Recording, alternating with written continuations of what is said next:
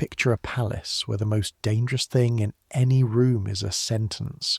Not the halberds at the doors, not the king's temper, not the plague that closes the city every other summer.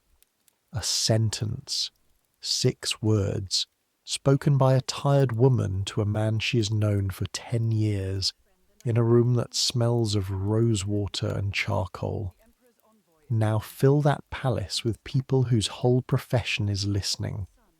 Add a queen the country was ordered to love and largely refuses to, a king who has torn the church of 1,000 years in half to have her, ambassadors writing everything down in cipher, and a class of servants so invisible that great men will discuss treason in front of her the way you would discuss it in front of a chair.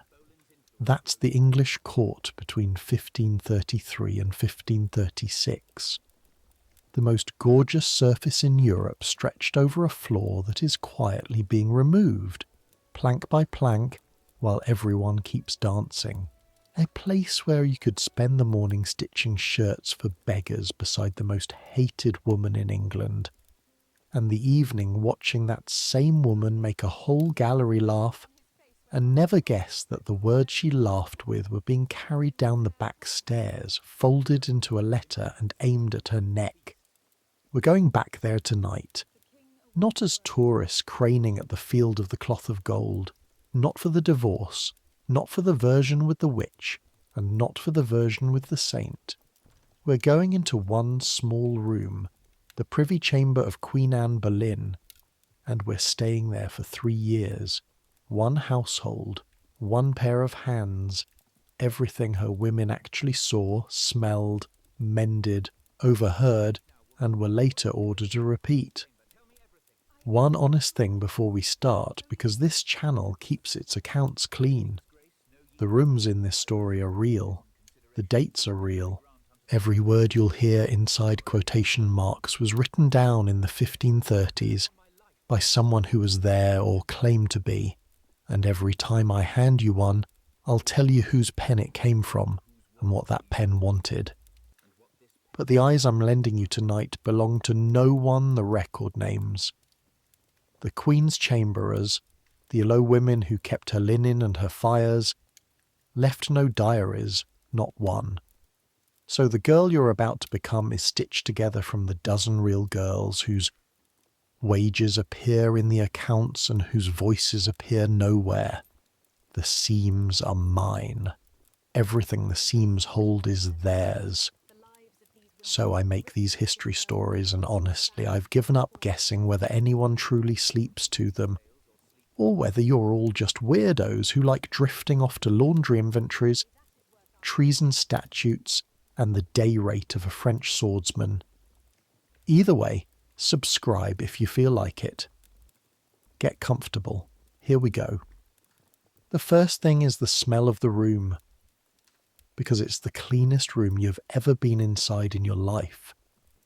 Beeswax candle, rose water in a silver basin, fresh rushes and dried meadow, sweet underfoot, clean linen warming on a rack by the fire, and under all of it, faint as a held breath, the cold green smell of the river coming through the leaded window you're sitting against. You're not asleep. You're working. You've been working since before light, and your eyes have that fine-grained ache that comes from sewing white thread on white silk, because in your lap is the Queen's French hood, the crescent of stiffened satin and velvet that frames her face in every portrait that will ever be burned, and one of its seed pearls has come loose. One pearl, small as a grain of barley, hanging by a thread of silk floss. Your job, before she wears it again, is to make that pearl immovable. You roll it between finger and thumb. It is slightly warm from your hand and slightly rough at the drill hole, and if you drop it into the rushes it will take 3 of you an hour on your knees to find it, and the mistress of the wardrobe will have your ears. So you keep your eyes on your needle, and while you work, a voice is reading aloud, low, unhurried, with a curl of France in the vowels that never quite left her. The Queen of England is sitting 6 feet away from you in a chair by the fire, feet on a footstool, and she is reading to her women from a book in English. Not a psalter in Latin. English. The book is small and dense, and it came to this room inside a bag of crimson velvet with a drawstring, and it lives, when it is not in her hands, in a coffer by her bed, and you know, without ever having been told, that this book is the kind of object men have been arrested over. William Tyndale's New Testament in the tongue of ploughmen. 2 years ago, owning it could put a Londoner in front of a bishop. The woman reading it aloud, softly, the way other women hum, is about to be crowned with the crown of St. Edward. Her voice stops. You feel her look up. You can always feel it, the way you feel a draught. And she says to the room in general that the light is going, and her eyes are not what her vanity says they are. And one of the ladies laughs, and the reading is done for the evening. The book goes back into its crimson bag. The drawstring is pulled. Remember the bag. You will see it again on the worst night of your life. Welcome to the privy chamber of Anne Boleyn, Queen of England. Though it is April of 1533, the marriage is 4 months old and still half secret. The coronation is weeks away, and most of the country, if you asked it honestly, would not give her the title even now. In this room, her title is the air you breathe. Outside this room, a woman in a Kentish market called her something last month that earned the woman a morning in the stocks. That gap between what this room knows and what the world says is the whole of your working life. You live in the gap. You will die in it too, though not the way you fear. Your name doesn't matter. No one here uses it anyway. To the ladies you are girl. To the mistress of the maidens you are you there. To the queen, on the good days, you are child, which from her is close to tenderness. You're 16 years old. You come from Kent, from a village a half-day's ride from Hever Castle, where the Boleyns were the great family the way the weather is the great family, the thing everything else arranges itself around. Your aunt scoured pots at Hever for 20 years, and when the daughter of that house rose so high that the world tilted, your aunt's 20 years turned into a letter, and the letter turned into a place, and the place turned into you, 15 years old, standing at a watergate with everything you owned tied in a square of wool.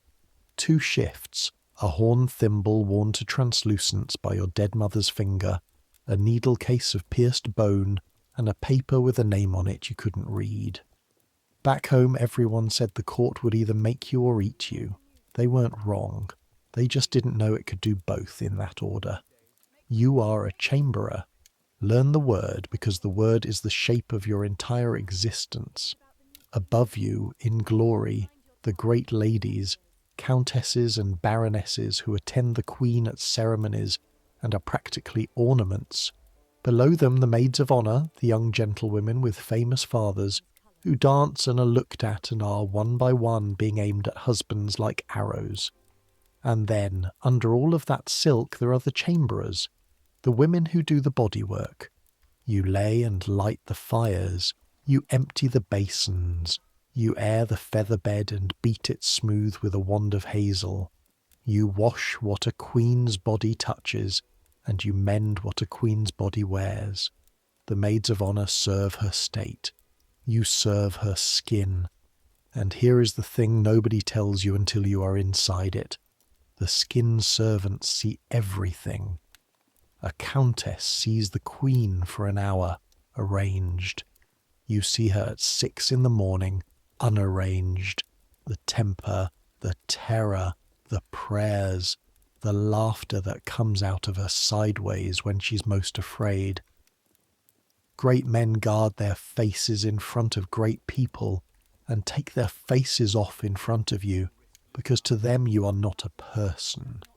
You are furniture that breathes. Yeah, they discuss everything in front of you. That's normal. Secrecy from servants is a luxury nobody at this level of grandeur can afford, because grandeur is made of servants, the way a ship is made of planks, furniture that breathes and remembers. And the first thing the room teaches you, before the prayers, before the protocol, before anyone shows you where the linen presses are, is when to be deaf. Not how, when. Any fool can pretend not to hear. The skill, the actual trade you are learning alongside needlework and fire-laying, is knowing which sentences to let fall through you like water through a sieve, and which ones to catch and carry to the mistress of the maidens, because some things said in this room are tests. A lady drops a remark about the old queen, the one the court is now required to call the Princess Dowager, and watches the servants' faces to see who flinches. A gentleman usher wonders aloud, idly, dangerously, how long a king's love lasts, and the silence that follows has hooks in it. You learn to keep your eyes on your needle. You learn that your face is part of your livery. You learn that a chamberer with opinions is a chamberer walking back to Kent in the rain. The woman who teaches you this is the mistress of the wardrobe. You will never once use her Christian name, not in 3 years. A widow of perhaps 50, with a back like a yardstick and hands so dry from fuller's earth and lye that they whisper against silk. She has served in 3 queen's households in one capacity or another, which is to say she has survived 3 weathers, and on your first morning she takes your chin in those dry fingers, turns your face to the window light like she's checking a pearl for flaws, and gives you the whole of your employment in one sentence. A needle remembers nothing, she says. Be the needle. You will hear her say it 40 times before the end. Girls come into that room 15 years old and bursting with what they heard through a door, and she says it flat as a slap. Be the needle. Go through. Leave no hole that shows. Carry the thread you're given and none other. It sounds like advice about sewing. It is advice about staying alive, and the ones who don't take it don't stay. There are 2 of you at the bottom of the room. The other chamberer on your watch is a Lambeth waterman's daughter called Bess, a year older than you, broad-shouldered, freckled across the knuckles. With a laugh she has learned to strangle down into a cough. Bess has been in service since she was 11 and knows everything. Which laundress will take a wine stain out of white satin without asking how it got there? Which yeoman of the guard will let you cross the court after dark if you bring him the heel of a loaf? Which of the great ladies checks the coffers for stray hairs to see if the servants have been idle?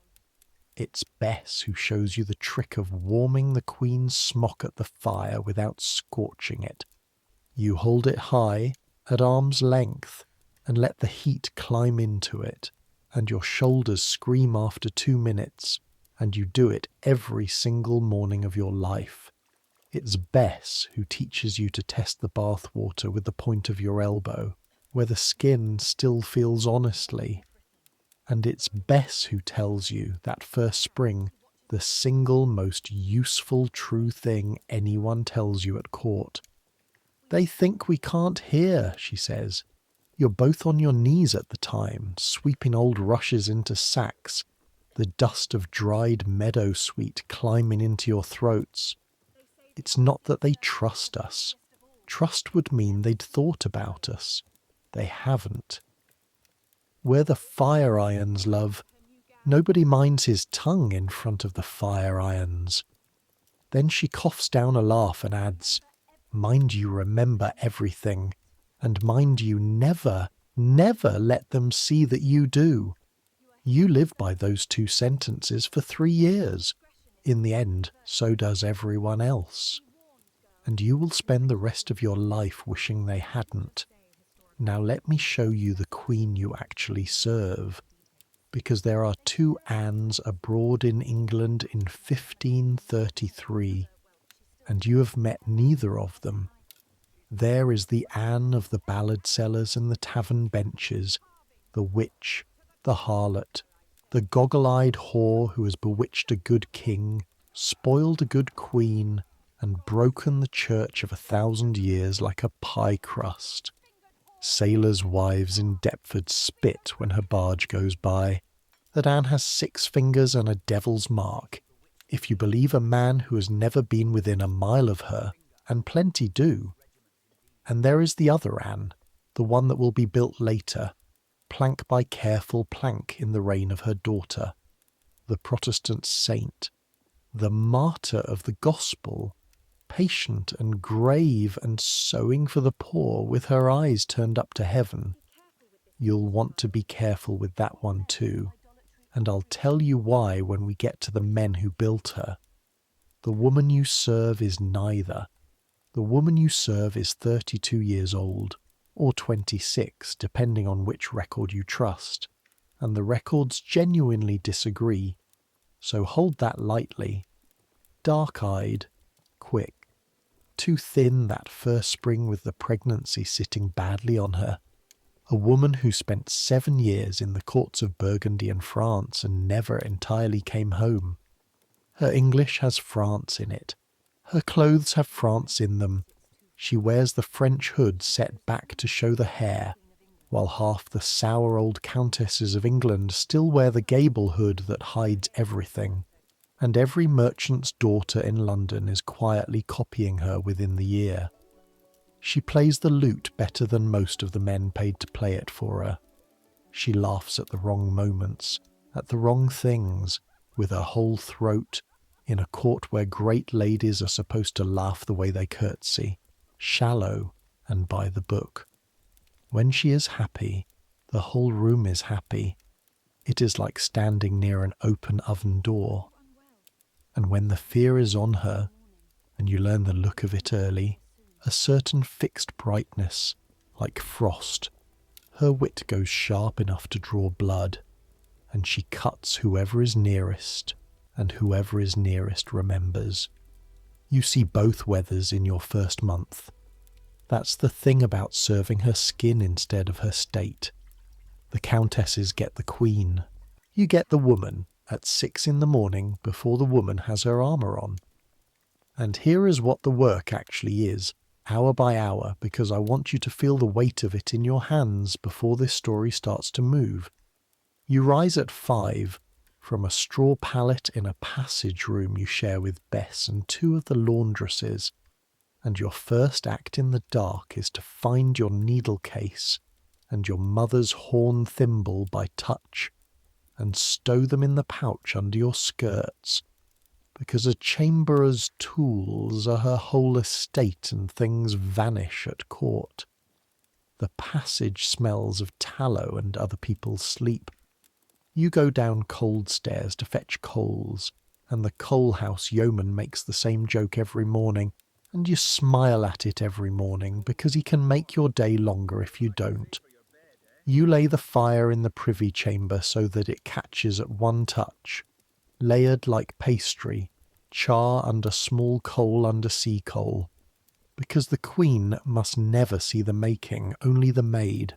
Warmth, like everything else in her world, is supposed to happen by itself. That's what you are.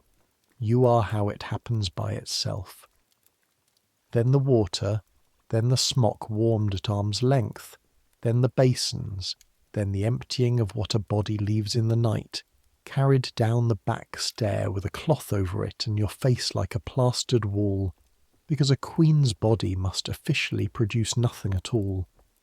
Then the bed, feather beds turned and beaten smooth with the hazel wand until your shoulders burn, bolsters plumped, sheets of linen so fine you can read your fingers through them, smoothed flat with the slicking stone.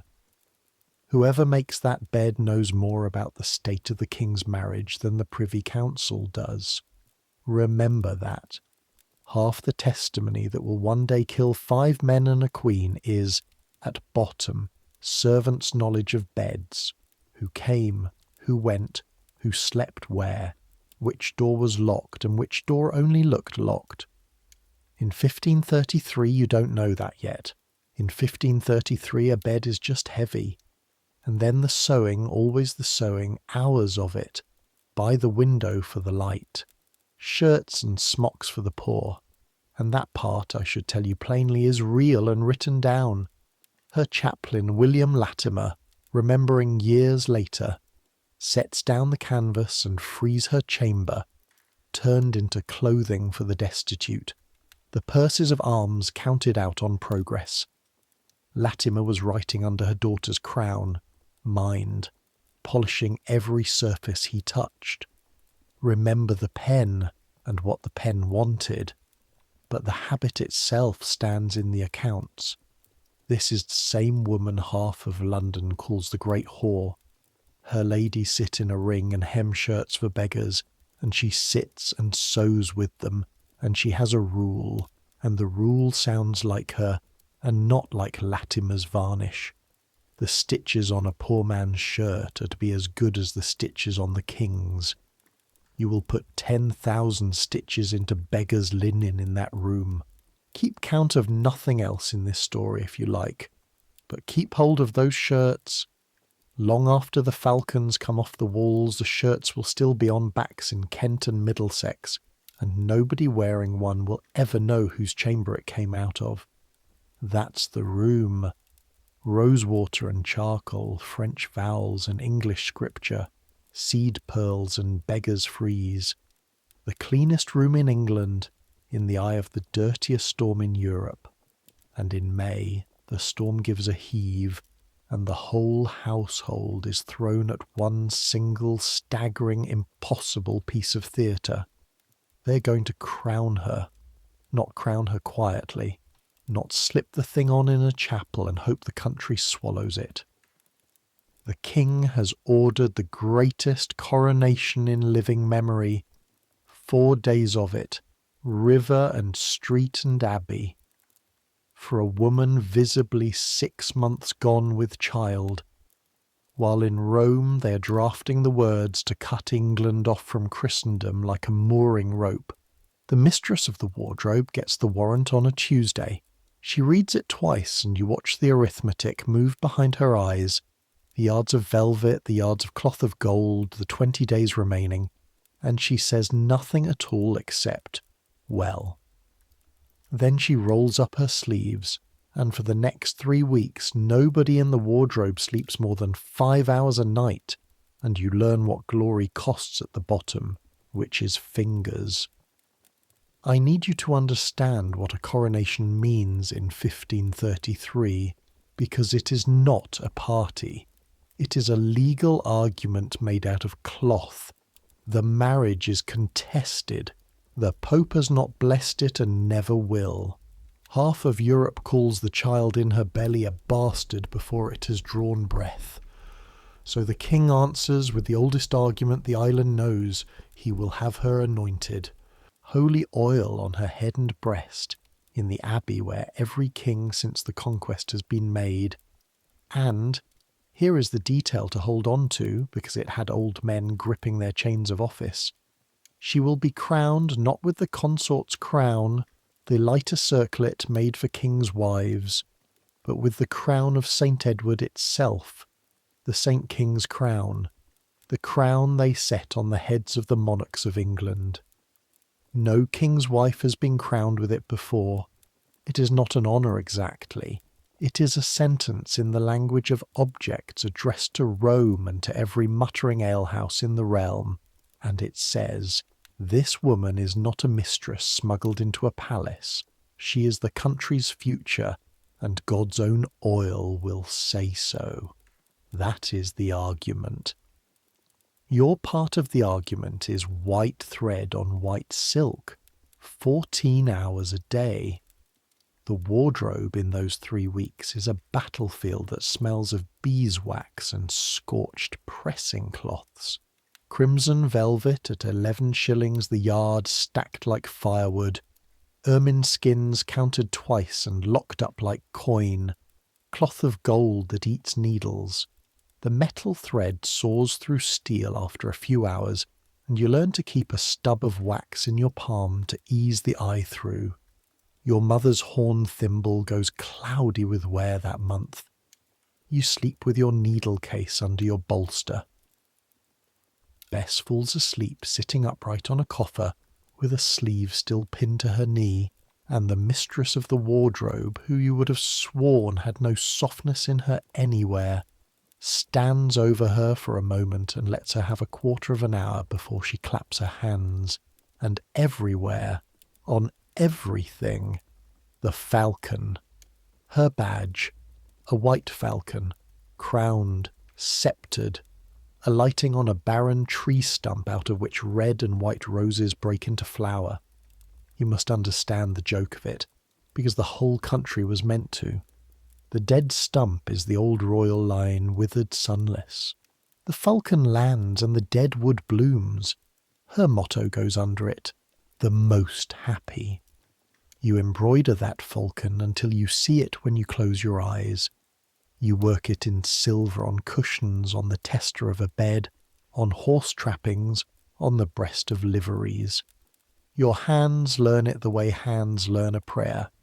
Stoop of the wing, 3 points of the crown, the little burst of roses, until you could work it in the dark, and there will come a night, 3 years on, when you are very glad no one can see your face while you remember this month.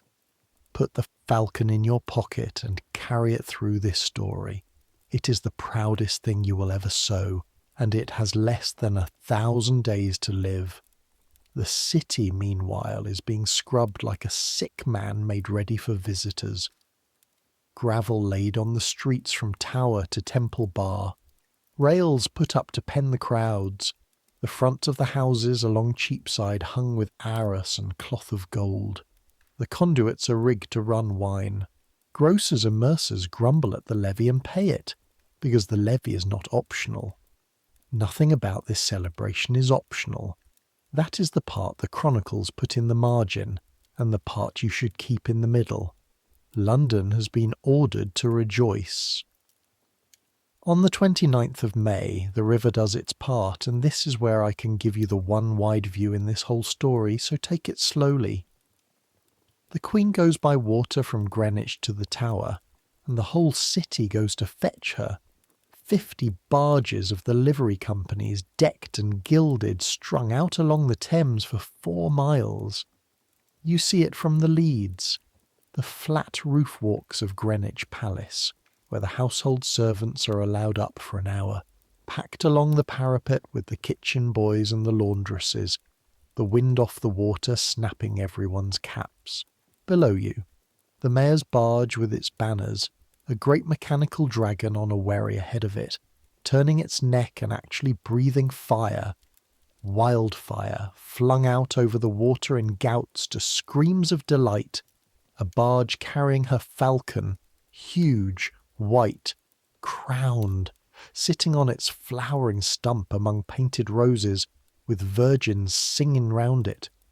Trumpets on the water answer trumpets on the shore, and guns, the Tower ordnance and the ships all firing their salutes downriver, hundreds of guns that day, the sound rolling up the Thames like weather, and you feel it in the parapet under your hands, in your back teeth, before you hear it. Hold on to that too. Hold the exact feeling of cannon heard across water on a bright May day, the way it thuds in your chest a heartbeat after the smoke. You're 16, and it is the most splendid thing you have ever seen or will ever see, and the river is so thick with boats you could almost cross from Kent to Essex without wetting your feet. And every gun is for her. File the sound away. The river will give it back to you one morning changed. From up there, for 1 hour you see the whole machine at once. The palace under your feet, the city downstream with its bridge and its steeples, the ships that go to Antwerp and Seville, the 4 miles of gilded obedience strung along the water, and you understand in your body what you are a part of. You are one stitch in a garment the size of a kingdom. The garment is being shown to Europe, and a stitch cannot choose what the garment does. 2 days later comes the procession through the city, and the procession is a different lesson. She goes from the Tower to Westminster through packed streets, carried in an open litter of white cloth of gold between 2 white palfreys, in white, with her dark hair worn loose down her back like a bride's. 6 months pregnant, visibly, deliberately. The child is the point, under a canopy borne by the barons of the Cinque Ports. The pageants at every corner, children making speeches, choirs, a mountain with a white falcon on it, wine running at the conduits. The chronicles that love her count the glories. The dispatches that hate her count something else. How few caps came off.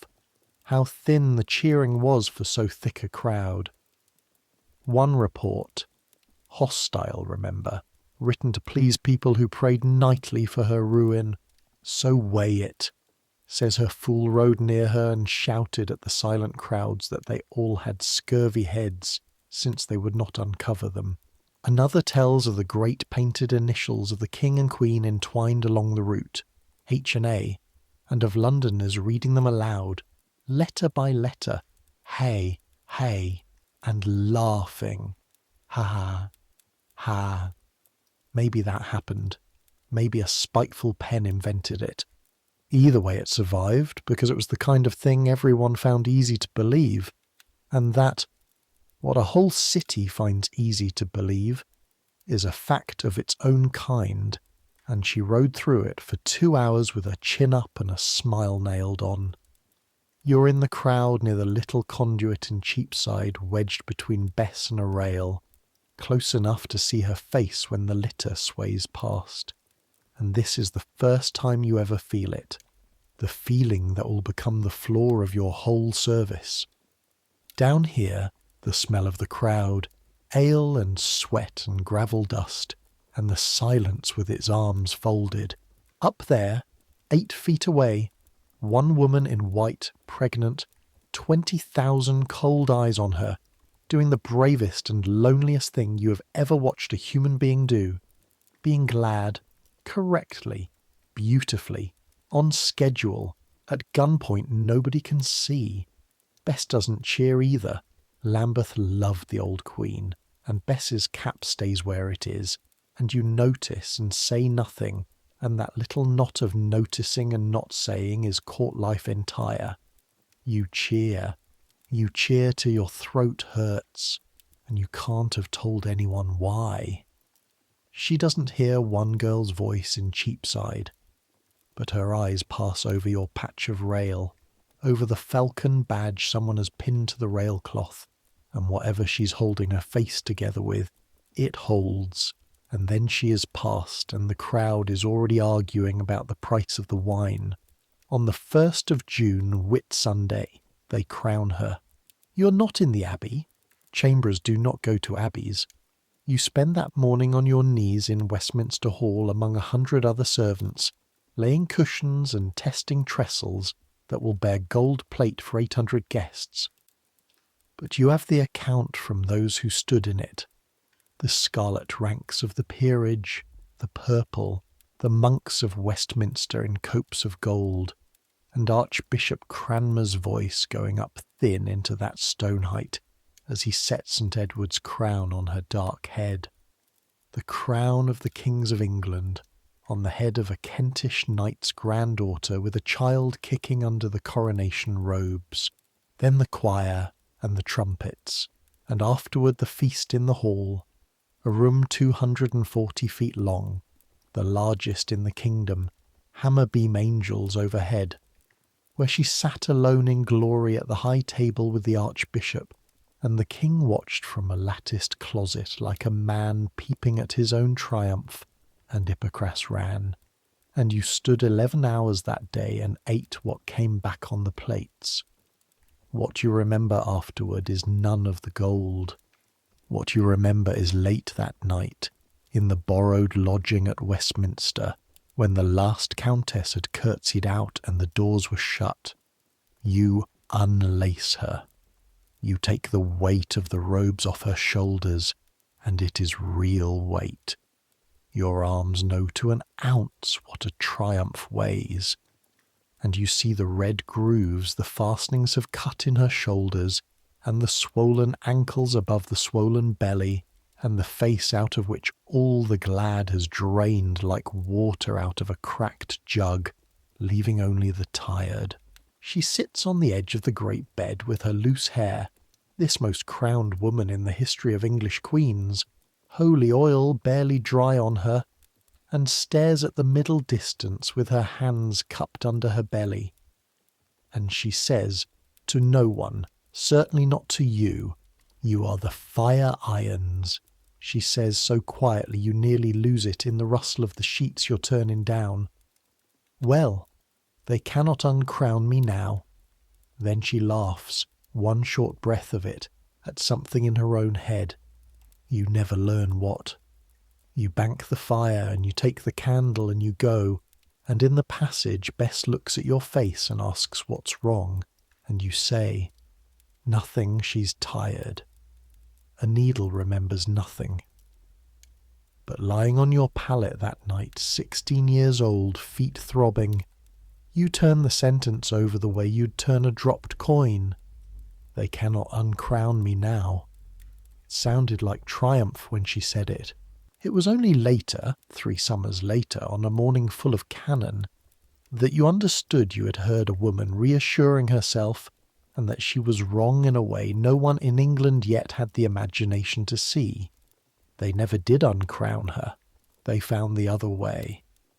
The summer runs downhill from the coronation towards September, and the whole court becomes a single held breath, because everything, the crown, the schism, the new scrubbed streets, the 50 barges, the treaties, the king's immortal soul as far as he ever discusses it, everything has been wagered on the child being a boy.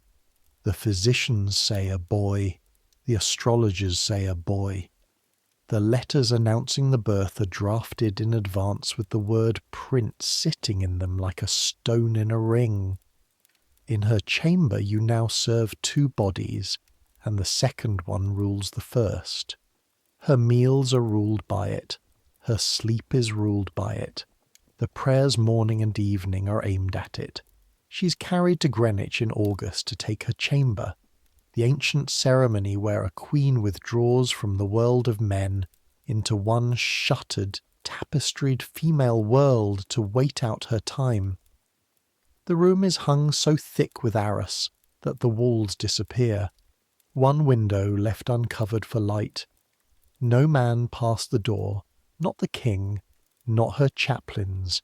Every office of the household taken over by women for the duration. For a month, the most important room in England is a room run entirely by women. You are one of them.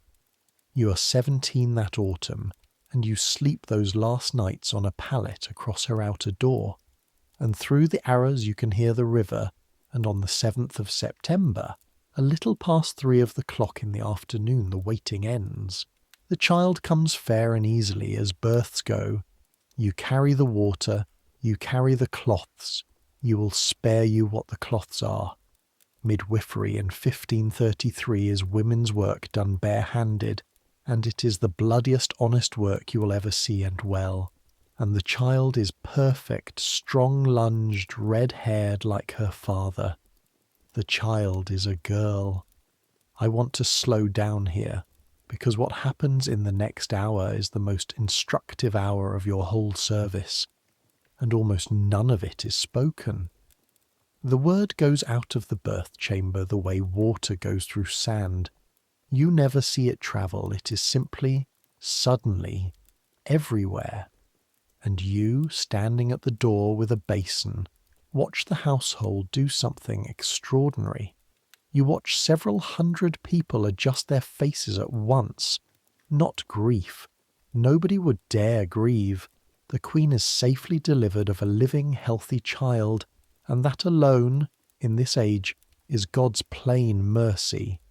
Say it and mean it, but under the correct joy running beneath the floorboards of it, one long silent groan of arithmetic.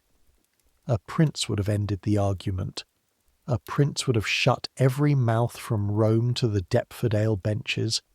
A princess ends nothing. A princess means the whole wager rides again on the next throw. In the clerk's room they take up the letters announcing the birth. Drafted beforehand, remember, with prince written in them, and rather than fresh paper, someone mends the word. An S, squeezed in at the end, the line crowding a little where it was never meant to sit. Princes becomes princess by one cramped letter. One of those letters survives to this day. You can see the mend. I know of no object in England that says more about that week. They did not even allow themselves the luxury of starting the sentence again. The celebrations are trimmed to fit. A Te Deum is sung at Paul's. The heralds cry the style. The christening 3 days later at the Friars' Church at Greenwich is done properly and richly. The silver font of Canterbury fetched up for it. 500 torches, my Lord of Canterbury standing godfather. But the great tournament that had been let ready for a prince is quietly let go. Chapuis.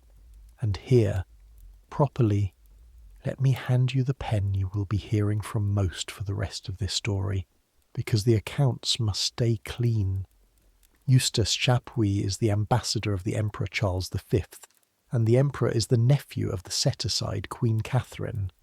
Chapuis is clever, tireless, superbly informed. His dispatches are the single richest window we have into these years, and historians live in them, and he hates the woman you serve with a whole and disciplined hatred. In 7 years of writing he will scarcely once call her queen. She is the lady, the concubine, the newborn in the cradle he calls, in that first dispatch, a daughter, to the great regret both of him and the lady, and soon and ever after the little bastard. When I quote him, and I will often, because often no one else was writing anything down at all, you will weigh every word, knowing what the writer prayed for nightly. That is the deal this channel makes with you, the pen and what the pen wanted. So Chapuis reports the disappointment with relish. The disappointment is real. Do not let anyone tell you it wasn't. You saw the faces adjust, and then, within days, you watch the woman you serve do the thing that, more than the coronation, more than the wit, more than anything, made her women hers. She keeps the baby. You have to know what custom expects to feel the weight of this. A royal infant is an institution, not a nursemaid. Custom expects the child handed at once to its own establishment. Wet nurse, rockers, laundresses, a lady mistress, visited on occasion, formally, like a small reigning sovereign in a neighbouring country. Queens do not nurse, queens barely handle. The body of a queen is needed for the next heir, and her arms are needed for state. That is the machine, and everyone is bred to it. And instead, that autumn in the privy chamber, there is a cradle. There is, more often than the cradle, a baby actually in the Queen's arms while she works. She has a velvet cushion set beside her chair under the canopy of estate, and the Princess Elizabeth lies on it through the mornings, within reach of her mother's hand, while ambassadors are received over her head. A report of it got about. You can find the sneer at it in the dispatches, a queen keeping her infant by her under the cloth of estate like any yeoman's wife by the fire. Some historians read that scene as policy. The living, healthy princess displayed daily to men whose masters called her bastard. A political object, deliberately shown. Some read it as a mother who would not be parted from her child. You were in the room, and I will let you say it. You could never see where the one ended and the other began. That was true of everything she did. It is the most honest sentence anyone can write about her. What you know, because your hands know it, is the domestic fact of it, which no dispatch bothered to record. That the finest shirts you ever sewed in that chamber, finer than the king's, were cut for a body 18 inches long. That the Queen would break off dictation to a secretary because the child had that hiccoughing stir that comes before crying, and have her up off the cushion before the nurse had crossed the room. That once, very early on a grey October morning, coming in soft-footed to lay the fire, you found the Queen of England alone, which she never was, standing at the window with the baby against her shoulder, swaying that half-inch sway that no woman is ever taught and every woman knows, her cheek on the small red head, singing under her breath, in French. You never made out the words. You laid the fire as if you had seen nothing, because you had seen nothing, because that is the trade. But you carried it out of the room with you, and you have it still. Whatever the pens say she was, and the pens will say everything, saint and witch and martyr and monster, you hold one grey morning against the lot of them, and on your worst nights it is enough. In December the machine wins, as the machine always wins. A princess must have her household. It is her dignity. It is the law of the world. 3 months old, Elizabeth is given her establishment at Hatfield, a day's ride north, with her lady mistress and her rockers and her yeomen, and by the king's particular pleasure and no small cruelty, with a maid of honour set in her train, the Lady Mary, the king's daughter by Catherine, 17 years old, stripped of the title of princess, and ordered to serve in the household of the infant who replaced her, the old queen's daughter, waiting on the new queen's daughter. The court says the new queen asked it. Chapuis says worse, and says it often. His dispatches that winter fill with the small persecutions of Mary, and though his information came through partisans and his ink was bile, the outline stands in the English records too. The girl was broken to it deliberately, and the woman you serve, whatever she began by intending, let her tongue run cruel about her more than once where servants could hear. You were one of the servants. Keep the accounts clean. You loved your mistress, and her fear made her cruel, and both of those are true at once. And the second one was making her enemies that no wit could charm. The morning the child leaves for Hatfield is the first time you ever see the Queen's public face, and her 6 in the morning face failed to stay separate. She hands the baby to Lady Bryan in the outer chamber, correctly, smiling, with a jewel for the nurse, and jests for the escort. Glad, correct, beautiful on schedule. Then the doors close, and she stands a moment in the middle of the privy chamber, a room which has, you suddenly notice, no cradle in it, and no cushion by the chair. You removed them yourself an hour before, those were your orders, and her eyes go around the room once, at the places where her daughter used to be, and find work being done at every one of them, needles going, fires tended, nobody looking at her at all, 8 women elaborately deaf and blind. And she says brightly to the room, "Well, we shall have the more time for our shirts," and picks up her sewing, and the room breathes again. She rides to Hatfield to see the child that winter, and after, when she can. It is never often enough, and it is not up to her. Queens go where the court goes.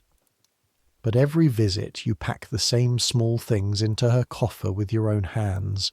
Caps she has worked herself, a string of coral, lengths of the finest lawn. And you notice, because noticing is your trade, that the entry the world will remember from those household books is orange velvet and russet taffeta for a baby's gowns, purple satin caps, and that the mother who ordered them was a woman who at the same age had been the plainly dressed extra daughter of an ambitious man sent abroad at 12 to be useful.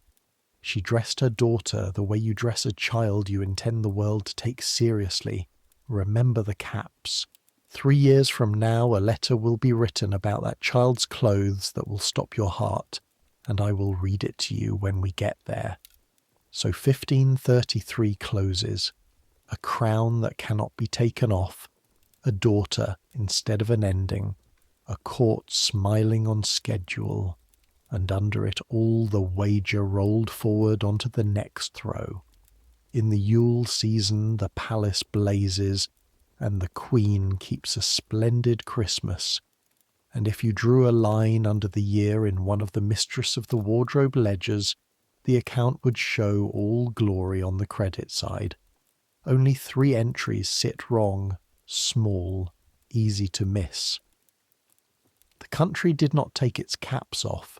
The child is a girl, and the man on whom every particle of this glittering structure rests, the man whose love built the room you sweep, has begun, just occasionally at supper, at the dance, to look at your mistress the way other men look at her, appraising, as if from a distance, as if comparing her to something. You are 17, and you see it before she does, because you watch faces for a living. You do not yet know that you're watching the mechanism itself, that everything which follows, everything, will simply be this year run again in reverse, this same machine that crowned her working backward, gun by gun, letter by letter, stitch by stitch. But 1534 and 1535 come first, and I refuse to hurry them, because these are the years the title of this story lives in.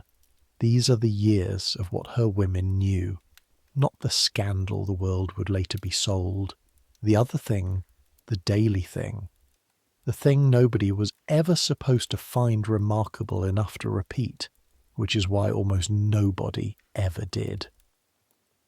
Here is a true and strange fact.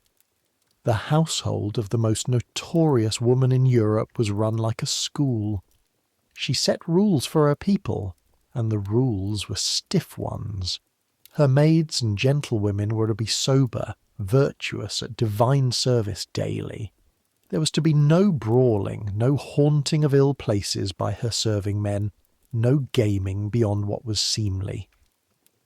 Latimer, polishing, always polishing, but the ordinances were real, has her lecturing her chamber that they stood in a glass case, that every eye in England watched her women for one slip to lay at her door.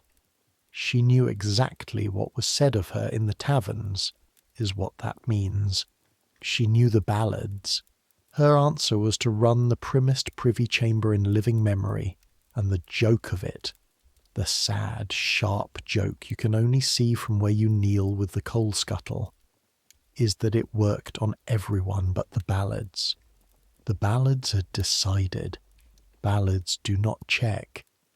And there was the reading.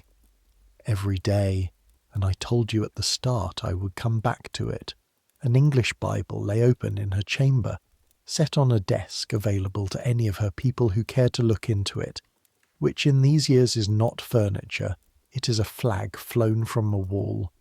She kept reformist books that came in from France, some of them books it was still hazardous to hold. She read them with the king, marked passages for him with her fingernail. She pushed the men of the new learning at him for bishoprics, and got them. Men whose names will carry the English Church for 30 years got their first mitres out of this room. The reading aloud in the afternoons was scripture as often as it was poetry, and here is the domestic detail your hands remember, better evidence than any chronicle. You know the books were used, because you dusted them, and a used book and a shown book handle differently. The shown book stays cold and square.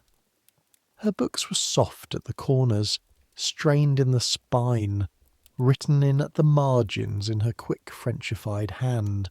Now Rule 8 of this channel said plainly, because this is exactly where careless tellings go wrong. The picture of Anne the Godly comes to us mainly through William Latimer, who'd been her chaplain, and John Fox, the martyrologist, both writing safely in the reign of her daughter, both building brick by brick the Protestant saint that Elizabeth's England needed its Queen's mother to have been. They are not liars, either of them, but they are advocates, and an advocate's truth comes prearranged. So strip their varnish and keep only what the varnish was applied to. The ordinances existed. The English scriptures stood open in her rooms. The poor boxes and the shirts were real. Her almsgiving on progress ran to sums that made the auditors blink. The reforming bishops were really her men. That skeleton is documented. The glow around it was added later, by pens that wanted things. In the room, day to day, it did not feel like sainthood. It felt like France and scripture and needlework and a woman burning off her fear with work, hers and everyone else's. Because the chamber was also, at the same time, the merriest room at court, and you must hold both pictures at once or you have neither. This is the privy chamber where the music never quite stopped. She had the best voices and the best hands in England about her, because she could tell the difference, and the evenings were pavanays and part songs and games of wit that ran too near the cliff edge and got the biggest laughs precisely because they did. The king's gentlemen came and went. This is the fashion of courtly love, the game every court in Europe plays, servants of love verses and tokens and mock despair, a game with a rule-book everyone knows. The queen of a court must be adored, elaborately, publicly, meaninglessly. Harry Norris, the king's groom of the stool, the man closest of all men to the king's person, gentle-mannered, liked by absolutely everyone, in and out of the chamber for 10 years of friendship. Francis Weston, young and gilded and silly. William Brereton, harder-edged, a Cheshire magnate's kind of man. Her own brother George, Lord Rochford, quick as she was, with whom she could speak French too fast for the room to follow.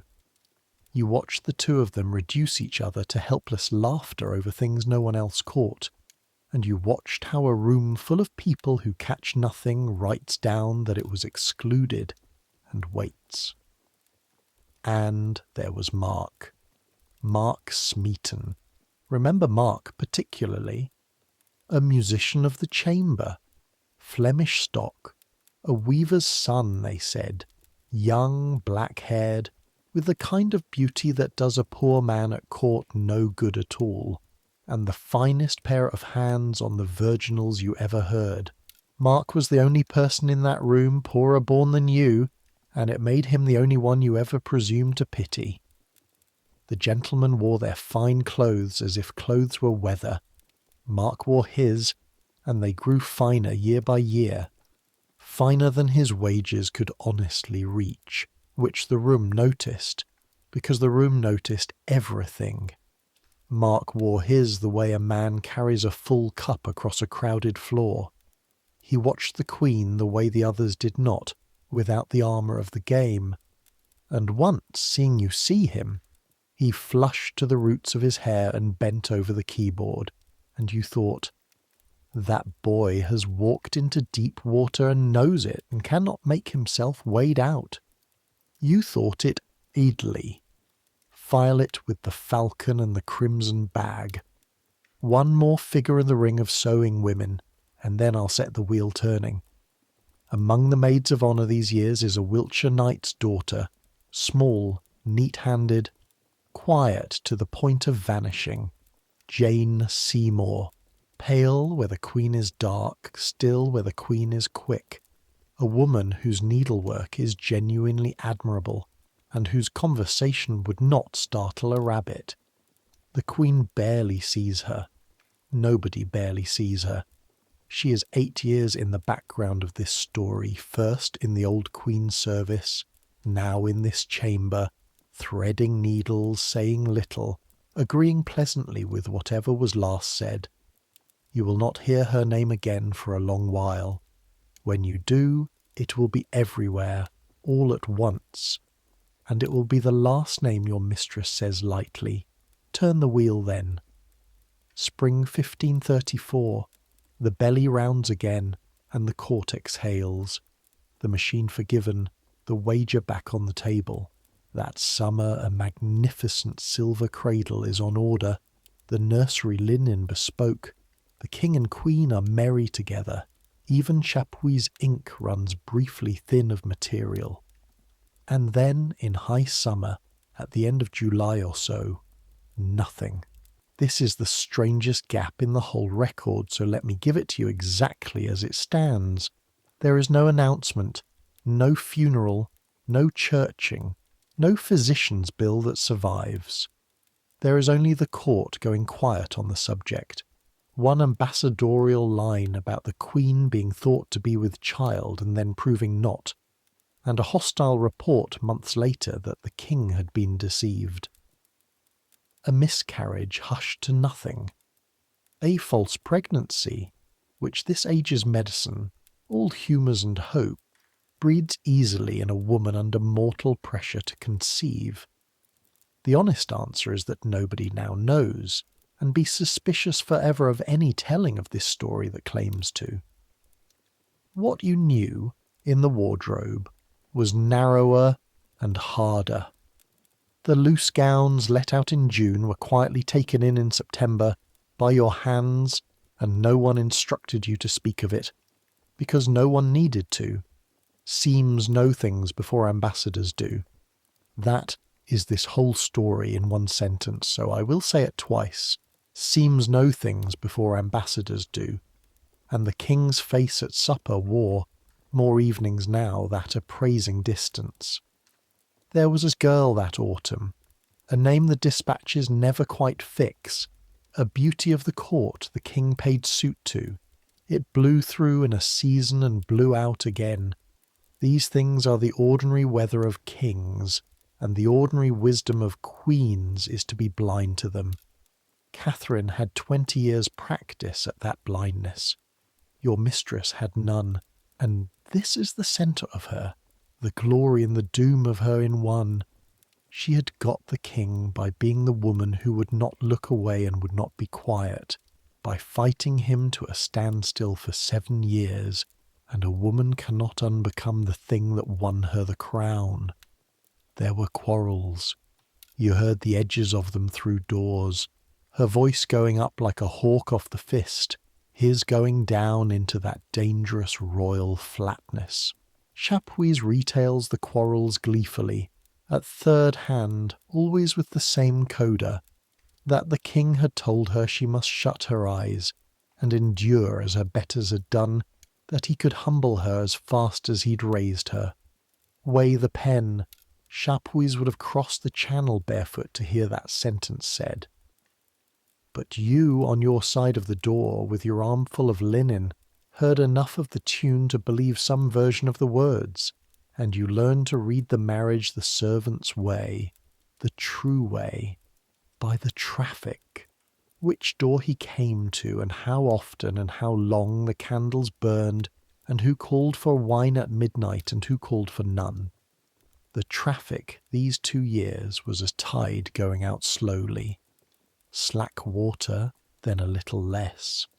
Nothing you could name to a magistrate, everything you could name to another servant with one lift of an eyebrow, and none of you did, even to each other, because be the needle.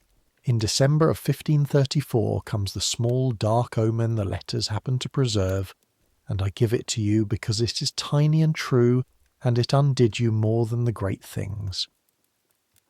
The Queen had a little dog, brought her from Calais, a bright scrap of a creature she called Pourquoi, from the French pourquoi, because everything about him was a question, ears up, head cocked. Why? He had the run of the privy chamber. He slept in the wool of the sewing baskets and was fished out daily. He sat in laps that ruled England, and a few days before Christmas Pourquoi was found dead in a courtyard, under an open window 4 floors of air above him. A fall. Dogs do not open casements. Nobody saw anything. And here is the detail that the one surviving letter about it sets down, the detail that tells you more about that glittering household than a year of dispatches. Not one person in it dared tell her. Her women looked at one another, and at the little body a groom had covered with a cloth, and every single one of them declined. In the end, it was the king himself who told her. No one else durst, the letter says. Take the measure of that. A room of women who loved her, and a fact the size of a lapdog, and the load of her grief was already so plainly past what her days could carry that everyone in reach flinched from adding an ounce. You helped Bess burn the wicker basket he slept in afterward, so she would not see it empty. The fire took it in one gulp. Bess watched it go and said, not laughing at all, whole palace full of guards, and the only thing in it that loved her with its whole heart falls out of a window. Then she caught herself. You saw her catch herself, the way you'd catch a dropped knife. And said the other sentence, the servants are men. Well, it was only a dog. It was only a dog. The year 1535 would like a word. Because now the great wheel and the small wheel start to turn together, and the room you sweep becomes what it will be until the end, the quietest place inside a country conducting an amputation. The king has made himself supreme head of the church in England. The oath to the succession and to your mistress's marriage to her daughter's right is put to the realm, and the realm mostly swallows it, and where it does not, the new treason law is waiting, the one that makes words treason. Words. Remember what this story told you at the very start about the most dangerous thing in any room. That April they draw the first blood of the holdouts, monks of the Charterhouse, priors, men whose whole offence is a refusal syllable, dragged to Tyburn in their habits, and butchered as traitors, and London, which watches every hanging with a holiday face, watches these in a silence with its arms folded. In June, John Fisher, Bishop of Rochester, old and gaunt as a January tree, goes to the block on Tower Hill for the same syllable.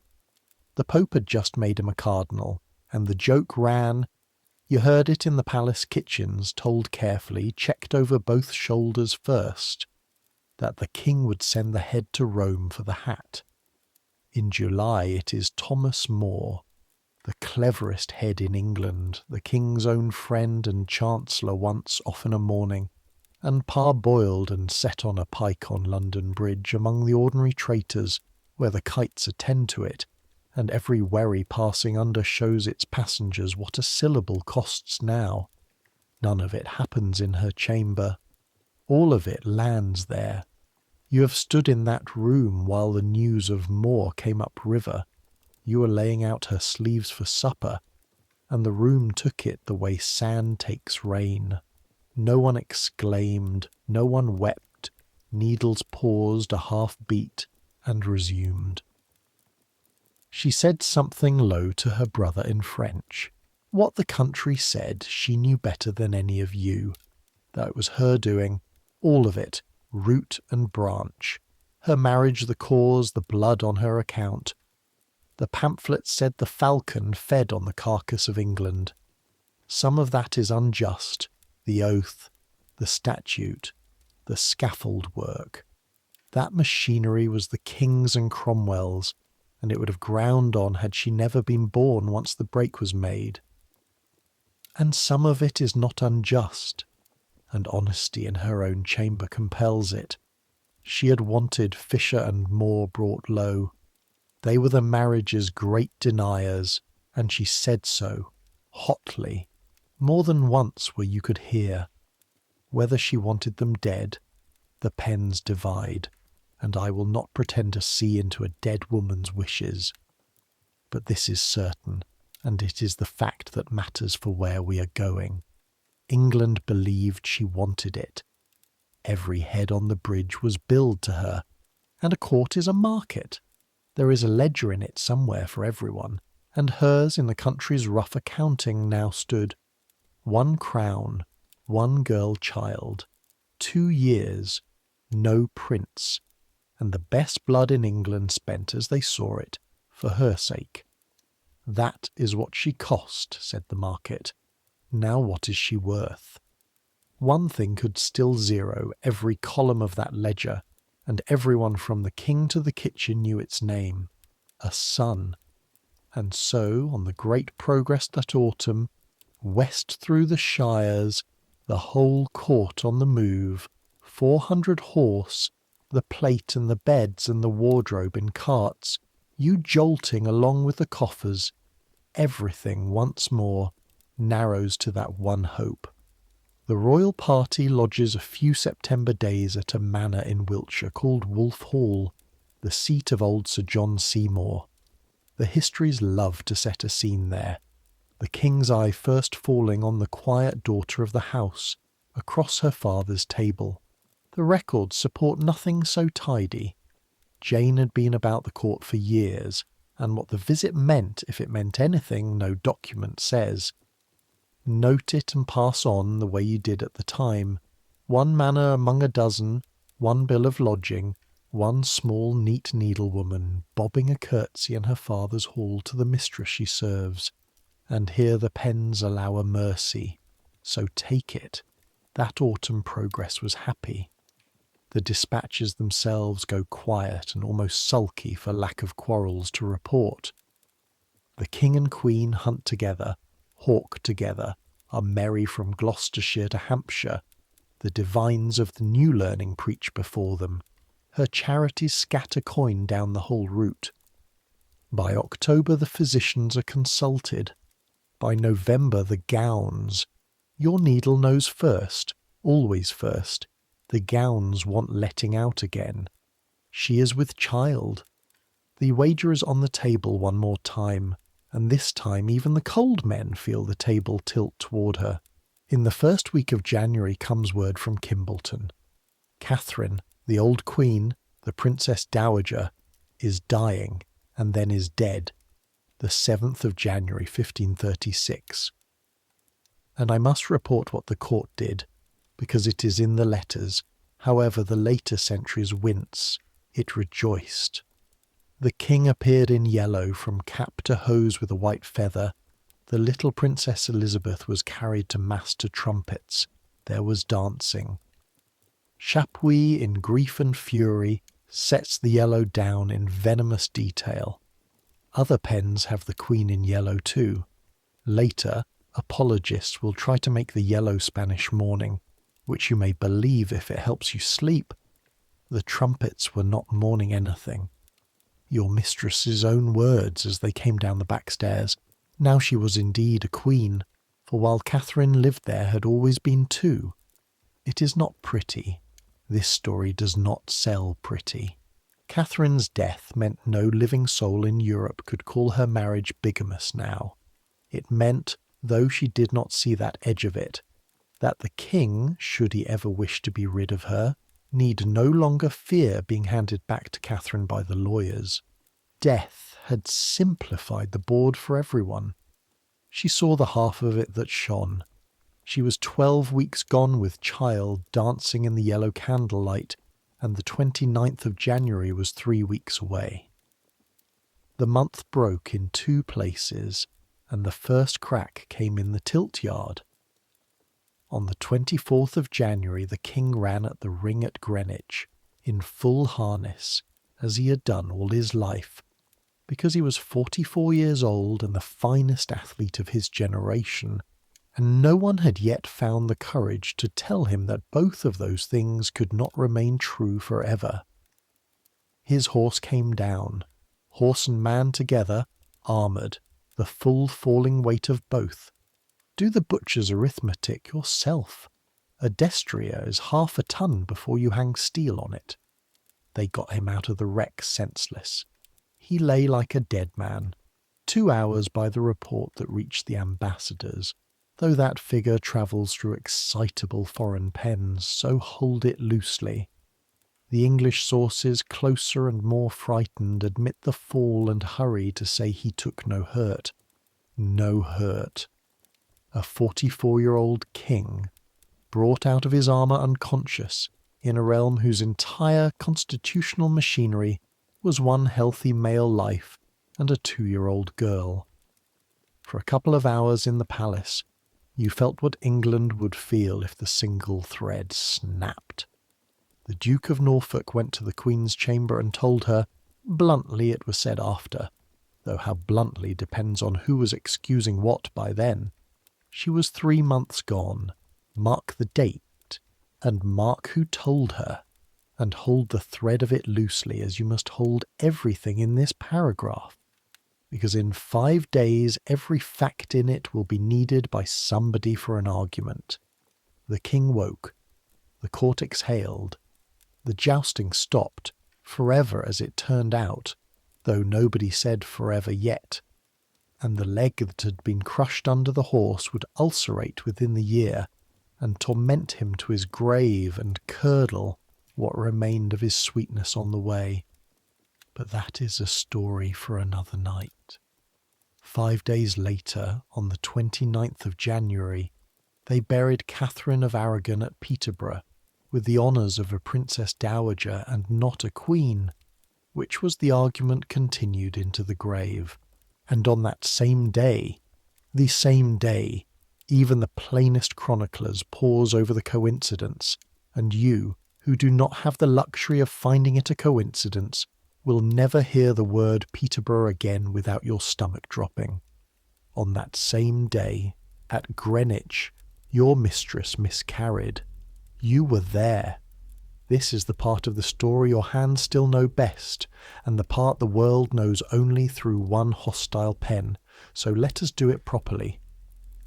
It began the way these things begin, which is quietly in the small hours. An ill look, a hand pressed under the ribs, the midwife sent for softly so the palace should not know, though the palace has no way of not knowing. The palace is made of servants. By afternoon it was over. The child was lost. It had lived some 15 weeks by the women's reckoning, and the women's reckoning is all there ever was. Hold that in your hand a moment. Everything the world would come to believe about that day funnels through what a few exhausted women said to one another in a shuttered room, and then through what other people said they said. The report that mattered, the one history kept, went out in cipher a week later over the signature of Eustace Chapuis, who was not in the room, who was never in his life in any room of hers, and it said, "The child had the appearance of a male, of about 3 months and a half, a son." That is the sentence under the sentence. She had lost the one thing that zeroed every ledger, and Chapuis, writing it, could not keep the surgeon's pleasure out of his pen. "She has miscarried of her saviour," he wrote, her saviour, the child that would have saved her, and you must take that famous, brilliant, merciless line for exactly what it is. Not a court physician's record, but an enemy's epigram, composed in triumph by a man whose dead mistress had just been buried that same morning, and who saw the hand of God in the cemetery. Perhaps he even reported the sex correctly. The women may well have said it. At 15 weeks they could have honestly believed it. But every ounce of meaning loaded onto that small body, the Saviour lost, the judgment of heaven, the doom sealed, that is ink, not anatomy. The pens did that. The pens always do that. In the room there was no epigram. In the room there was a woman of 35 who had now buried, count them because she was counting, one live daughter given away to Hatfield, one summer's hope that dissolved into silence, and now a son's body small enough to carry in a basin on the day they put her rival in the ground.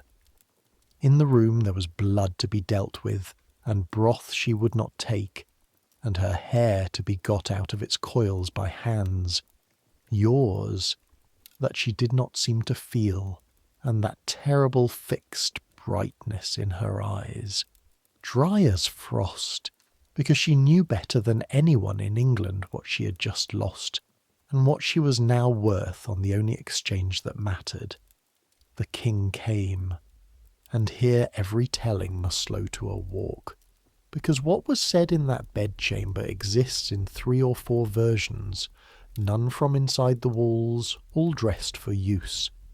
The gentlest has him grieving with her, the commonest, Chapuis again, and the French pens after him, has him standing at the bed's edge cold as a ledger and saying, "I see that God will not give me male children," and leaving. "When you are up, I will speak with you.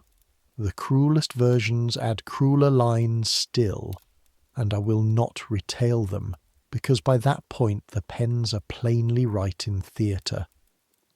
What came through the door to where you stood with the warming pan, and a door, remember, is only a thickness of oak, and grief and anger do not respect it, was this much, and you will swear to this much and no more." His voice, low and level and brief, the levelness itself a kind of violence, and hers, breaking upward once on one audible phrase, "The fright of your fall, the fall, Norfolk's bluntness, the shock."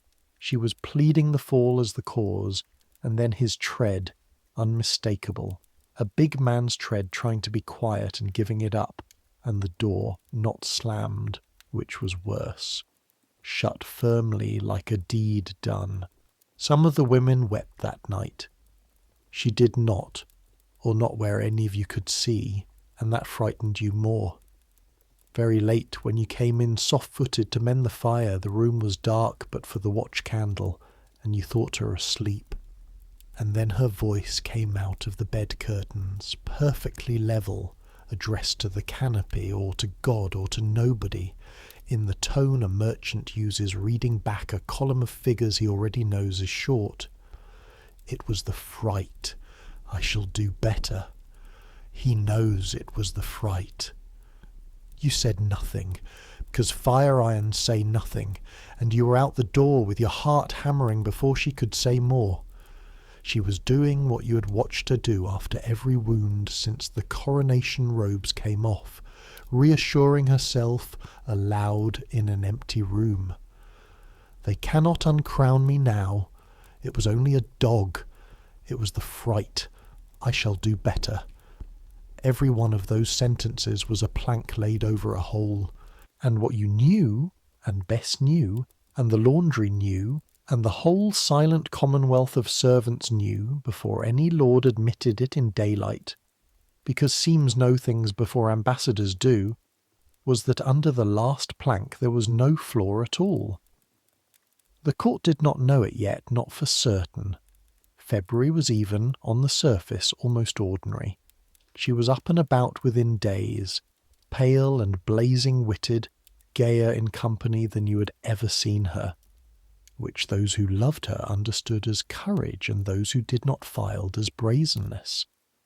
The king kept Shrovetide largely apart from her at Whitehall. The dispatches note it, and the quiet Wiltshire needlewoman, you had nearly forgotten her. Everyone had nearly forgotten her, that was her gift. Jane Seymour was suddenly, discreetly, unmistakably in receipt of the king's attention. Conversations in window bays, a locket, and then the incident the ambassadors passed round Europe like a sweetmeat.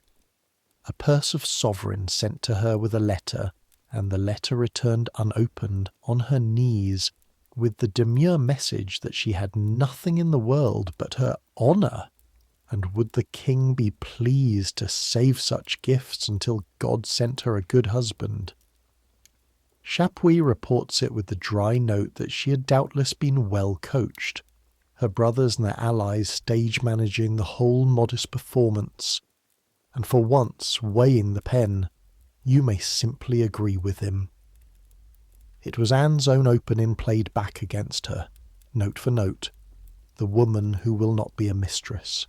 The difference, and the men running Jane knew it, because they had watched the first performance from the front row, was that this time the king was not a young man with 20 years to spend on a courtship.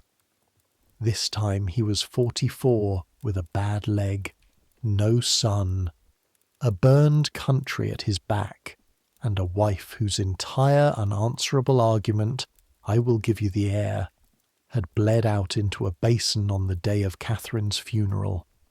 You dressed your mistress every morning of that February. You know exactly when she understood. It was not a scene. There was no scene. Scenes were beneath her precisely because a scene was what everyone now watched for. It was a morning in the last week of the month, and you were pinning her sleeve.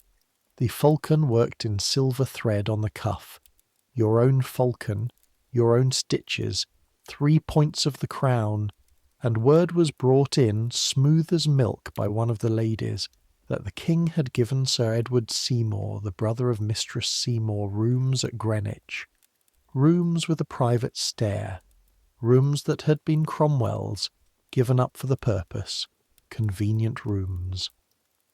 The lady who brought the word watched the Queen's face as she said it, the way ladies do, and got nothing, because the Queen's face had been through Burgundy and France, and 7 years of a king's courtship, and it gave nothing.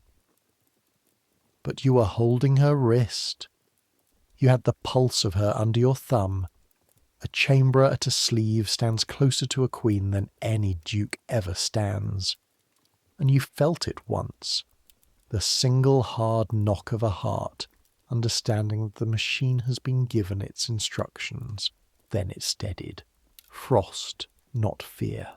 She turned her wrist a fraction in your fingers, so the falcon on the cuff caught the window light and looked at it and said, "To you, or to it, or to the winter garden below," in that light, dry voice that always came out when the water was deepest. "Sew it fast, child. Everything else in this place comes loose." You sewed it fast. It is April now. The rest of this story takes 8 weeks. Understand first how it could take only 8 weeks, because this is the part that every ballad afterward got wrong, and the ballads have had 500 years and are still getting it wrong. The ballads need a long conspiracy, poison in cups, a court of masks. The truth is worse, because the truth is administrative. Nothing in April looked like an ending. The court was preparing that very month for a state visit of the French. Her household accounts were being kept as usual. You carried the wage book yourself to the counting-house on Lady Day. Your own £4 a year entered in it in a clerk's neat secretary hand. New liveries were bespoke for summer. On the 18th of April, by the king's own contrivance, Chapuis of all living men, was manoeuvred in the chapel gallery into bowing to her, ambassador to Queen, the recognition 7 years withheld, and his master's policy with it, and the chamber was giddy over it for 2 days. She thought it was the tide turning. She said as much at supper, bright as a knife. It was the 28th of 1 month before the machine that killed her was even assembled. Men who dined at her table on a Friday sat on the commission that tried her a fortnight on. When death came for this household, it did not come like a storm, with warning on the horizon. It came like paperwork. On the 24th of April, in secret, commissions were drawn. The routine legal instrument that empanels great men to try treasons not yet named, signed and pocketed against need. No trumpet blows for a commission. The Queen of England was measured for her grave by 2 clerks and a candle, and the first she knew of it was nothing, and the first you knew of it was nothing, and the palace sailed on into the last week of April with music in the evenings. 2 small true things from that last week. Before the wave. Keep them both. They are the last of the guns I will plant, and both fire in the dark. The first, on or about the 26th of April, She sent for a chaplain, Matthew Parker, a mild, learned, careful Cambridge man. She had pulled up from obscurity the way she pulled up all her scholars. What passed between them we know only from Parker himself, remembering it decades later, an old archbishop by then, and it stopped being ordinary the moment everything after it happened. She commended her daughter to his care. If aught should come to her, the little girl, not yet 3, at Hatfield among her rockers, watch over her soul. A queen at the top of an April, with the French visit in planning and new liveries on order, quietly lodging her child with God's man like a woman pinning her one jewel inside her hem before a journey through a bad forest. Parker never forgot it. He said, near his own death, that the remembrance of those words bound him all his life. Hold Parker. He is the smallest gun in this story, and the last one to fire, and when he fires, it will be the only shot in the whole tale that lands as mercy. The second is the sentence, the one this whole story has been walking towards since its first paragraph. The 6 words in a room that smells of rose water and charcoal. It is the last day of April, or the 29th. The accounts run together, and honesty keeps the seam visible. The chamber in the afternoon, charcoal in the braziers against the spring damp, rose water in the silver basin by the window, you in your corner with a hem, the ordinary weather of the room. First, earlier, the small squall. Mark Smeaton, standing in the round window of her presence chamber, drooping like an unwatered plant. Conspicuous misery being the only kind of address a musician dare make to a queen, and she, impatient, overbright, frightened for a week now under all her frost, though not of anything with a shape yet, asks him why he is sad, and he offers back some sigh, and she puts him in his place with the whole cold grammar of the world they both live in. He may not expect her to speak to him as she would to a nobleman, because he is an inferior person. No, no, madam, says Mark, a look sufficeth me, and so fare you well, and he is gone with his hurt pulled tight around him. Every word of that exchange survives, and mark the road it travelled to reach us. She told it herself days later in the Tower, thinking aloud through everything that could possibly have been construed against her. And the man she told it to wrote it straight to Cromwell. Even her attempts to prove her innocence were collected as evidence. We will come to that man and his letters. Nothing in this story is darker than the road that sentence travelled. Then, later, Harry Norris, groom of the stool, the king's shadow, 10 years in and out of this chamber, betrothed, lazily, endlessly, to her cousin Madge, and teased about it as often. The room half attending, the virginal somewhere, your needle going. She asks him, in the old bantering key, why he does not get on and marry Madge. He gives back the courtly shrug.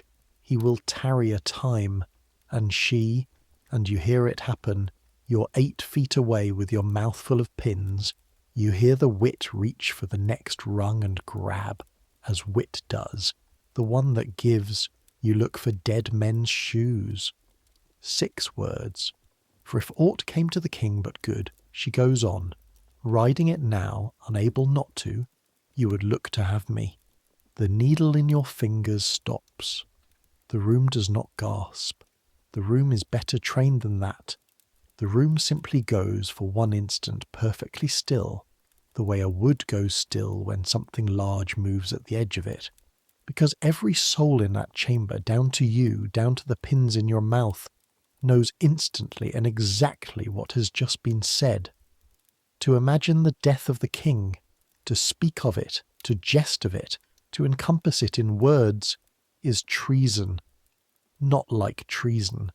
is treason by statute, the new kind, the kind made of sentences, and she has just, in one reach of tired, frightened, unstoppable wit, spoken the king's death and her own remarriage in a single breath, in front of a room, to the king's closest friend. Norris goes white along the cheekbones. He does not banter back. He says, stiffly, loudly, for the room, for the record, a man suddenly and correctly aware that a record is what rooms are, that if he should have any such thought, he would his head were off. And she, hearing it at last, the crack of ice under her own feet, wrenches the whole thing sideways into anger. She could undo him if she would, she says, and there is quarrel noise now instead of treason noise, which is safer, and the room exhales, and the music resumes somewhere, and your needle moves again. That evening she sends Norris to her almoner to swear on his priest's word that the Queen was a good woman. Think what it means that she thought that necessary. The sentence was already loose in the palace, walking on its own legs, and she knew it. And this, a servant's oath taken before a chaplain to unsay an afternoon, was the best net she had. On Sunday there was besides some words between her and the king. A bystander at Greenwich long remembered the tableau, glimpsed through a window, the Queen in the courtyard below, holding the little Princess Elizabeth up in her arms toward the king above, pleading something wordless across the gap, and the king's face not changing. What was said no one heard. It is the last time the record shows you the three of them, man, woman, child, inside one frame. And that same Sunday, the last of April, while the court dressed for the May Day jousts, Mark Smeaton was quietly fetched away to Master Secretary Cromwell's house at Stepney. A musician, no gentleman, no rules. What was done to him there, no record says plainly. Later tellings speak of a rope knotted round his head, of the rack at the Tower after. The honest answer is that no one knows the method, only the result. By nightfall, Mark had confessed to adultery with the Queen, the confession he alone of all of them would never take back, not on the scaffold itself, whether from fear of worse, or promise of mercy, or because a broken boy will keep saying the sentence that made the pain stop. By Monday morning the machine had what it needed, a name, low enough to be tortured, weak enough to hold. May Day at Greenwich, the tilts, the banners, her last public hour, and she presided over it well, which is its own small, terrible glory. Norris ran in the lists, the king watched, and then, abruptly, on no visible cue, the king rose with a handful of gentlemen and was horsed and gone, riding hard for Westminster with Norris summoned alongside. And on that ride, witnesses said after, the king himself put the accusation to Norris and promised him pardon for truth.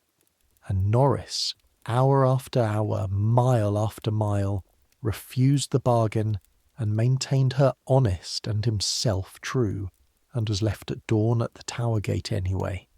The Queen was left sitting under the canopy at Greenwich with the tilt dust settling and no king and no explanation, and every face around her carefully blank. And she had been reading rooms since she was 12 years old in Burgundy.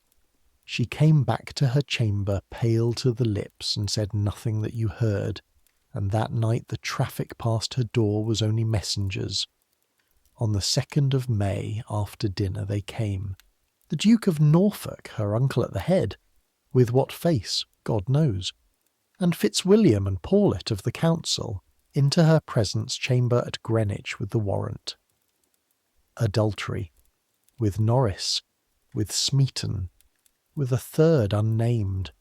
She met it standing, you were told after, by those who stood it with her, denied it utterly, was told it was the king's pleasure she be conveyed to the Tower, and answered, The words came down the back stairs within the hour. Servant's post, the fastest in England. That if it were His Majesty's pleasure, she was ready to obey. They took her by barge, upriver on the afternoon tide in daylight, some say by design. The shame of it, part of the sentence already. You did not go. Chamberers do not go where queens are taken. You stood at the water-gate with Bess and the others of the wardrobe and watched the barge pull. And the last you saw of your mistress in this world as your mistress was a small straight figure in grey between the Duke's banners, sitting the way you sit when sitting straight is the only country left to you. What happened at the Tower stairs we have from the pen, you must now meet properly. Sir William Kingston, Constable of the Tower, a big, grave, entirely conventional soldier courtier who received her at the gate, and who then, for 17 days, wrote letter after letter to Cromwell reporting every word his prisoner said. Those letters survive. Fire singed at their edges from a library burning 2 centuries on. Lines lost to the scorch mid-sentence. History itself, you might say, with pieces burned out of it. They are the nearest thing to her voice we will ever have. And remember with every line, it is her voice as taken down by her jailer for her prosecutor.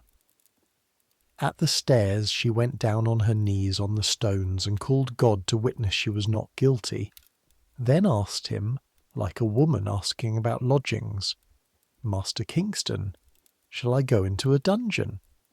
No, madam, he said, you shall go into the lodging you lay in at your coronation. The same rooms, the Queen's lodgings, dressed for her 3 years before, the night before the 50 barges and the dragon breathing fire. And at that Kingston writes it plainly, a soldier out of his depth knowing it. She said, it is too good for me. Jesu, have mercy on me. And kneeled down, weeping a great pace, and in the same sorrow fell into a great laughing. Weeping and laughing, both, on the stones, in the rooms where they had dressed her for St. Edward's crown. He set even that in the letter. He set everything in the letters. That was the arrangement. And now I must tell you the darkest thing in this whole dark story, and it is not the sword. You have known since the first minutes of this night that this story's title is about what her women saw. Here is where it turns all the way over. In the Tower they gave her women, of course. A queen must be attended. The forms hold even inside the trap. But not her women. Her own dear, familiar ladies were kept from her. The 4 set about her instead were chosen by Cromwell with a jeweller's care. Her aunt Lady Boleyn, who disliked her. Mistress Coffin, the wife of the constable. 1 more of the same cut. Respectable matrons every one, and every one under instruction. Instruction to attend her, to sleep across her chamber, to be her whole human company in the worst weeks of her life, and to report every word she spoke. And she knew it. She said to Kingston's face that she thought it great unkindness in the king to set such about her as she never loved. She told the watchers themselves that the king wist what he did when he put 2 such women about her. It changed nothing. There was no one else to speak to, and she was Anne Boleyn. She could no more stop talking than bleeding. So she talked. Fear, wit, prayer, the whole unspooling reel. Norris and the dead men's shoes told through, obsessively the way you rub a wound. Mark in the round window, a look sufficeth me. Weston once saying he loved her better than his wife. Every remembered scrap that could possibly be the thing this was all about, turned over aloud in front of women who nodded and soothed and remembered. Mind you remember everything. And carried it at morning to Mistress Coffin, who carried it to Kingston, who wrote it fair and sent it to Cromwell, who read it into the indictments. Her own defence of herself, thought aloud at midnight to the only faces available, came back at her trial dressed as evidence. The chamber's whole deep law, that what the women see stays sealed, that the room keeps the skin's secrets, taken up by clever men and reversed, like a glove stripped inside out, still warm. That is what was never meant to be revealed. Everything. And it was revealed by the oldest instrument in the world. Women sat close, in a quiet room, listening. You were not in those rooms. Be glad all your life you were not in those rooms. You were at Greenwich, in a decapitated household, where the wages were still paid and the fire still ordered, and nobody knew anything and everybody knew everything, and the guns of the tower were 11 miles of river away, and you counted the days by what the boatmen brought. They brought the names, one by one, as the net closed that first week. Norris, Mark. Then, and the palace floor seemed to tilt, her brother, George, Lord Rochford, taken at Whitehall the same Tuesday she was rowed upstream. The charge, when it finally came, of a foulness with his own sister that even Chapuis passed on with raised eyebrows, and that the spectators at his trial notoriously disbelieved. Then Weston, silly gilded Weston, whose only entered evidence was gallantry misheard. Then Brereton, whose crime, the quiet men at the counting-house said it lowest of all, may have been mostly that Cromwell's reorganisation of Wales ran better with him dead. 2 more, Wyatt the poet and young Page, went in, and alone of them all came out again, and no one has ever fully explained either the going in or the coming out. The town crier could not have said it plainer than the pattern said it. This was not an investigation finding men. It was a number being reached. You saw the inside of it once only, and from a doorway, and I will not pretend you saw more, because the seeing was small and the smallness is the point. The tower must be supplied like any house. Prisoners of state are not kept in straw. A queen in the tower is a queen, attended, dressed, dined.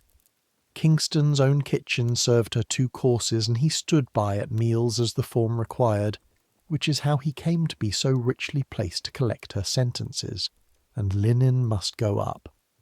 In the 2nd week, a cart went from the wardrobe at Greenwich with smocks and sheets and coifs, and the mistress of the wardrobe, who trusted the carters as far as she could throw the cart, sent you and Bess with it to keep the tally. So it happens that on a bright cold morning in the middle of May, you stand inside the Tower of London with an inventory in your hand, in the paved court outside the royal lodgings you last saw hung for a coronation, while a yeoman goes to fetch the authority to receive 12 smocks, and the door of the great chamber above stands open for the airing at the head of the outer stair, and you look up. You see a room, that is all. A slice of a room through a doorway at 40 feet, a table, a woman's back at it, not hers, one of the watchers at needlework, and past that back in the window light, for the length of 2 heartbeats, her, standing at the window that looks toward the river. Grey gown, the French hood, her hands still at her sides, which stops your breath, because in 3 years you never once saw her hands still. She's looking at the water. The Thames traffic runs past that window all day. The wherries, the tilt boats, the barges going down to Greenwich where her daughters' caps are folded in a press, the whole indifferent liquid commerce of the kingdom. And she stands watching it with still hands.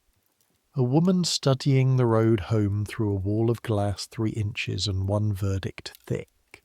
Then the watcher at the table shifts, the angle closes, a yeoman signs your paper, and you're walking back to the wharf with Bess, who looks straight ahead all the way and says nothing until the boat, and then says, in a voice you have never heard her use, "They had the coronation hangings in that chamber. The falcons, somebody's taken them down. And that is all either of you says, the whole 11 miles. The trial was the 15th of May, not for you, for the world. They tried her inside the tower, in the King's Hall, before some 2,000 spectators. They built scaffolding for the crowd, benches in tiers as for a tournament.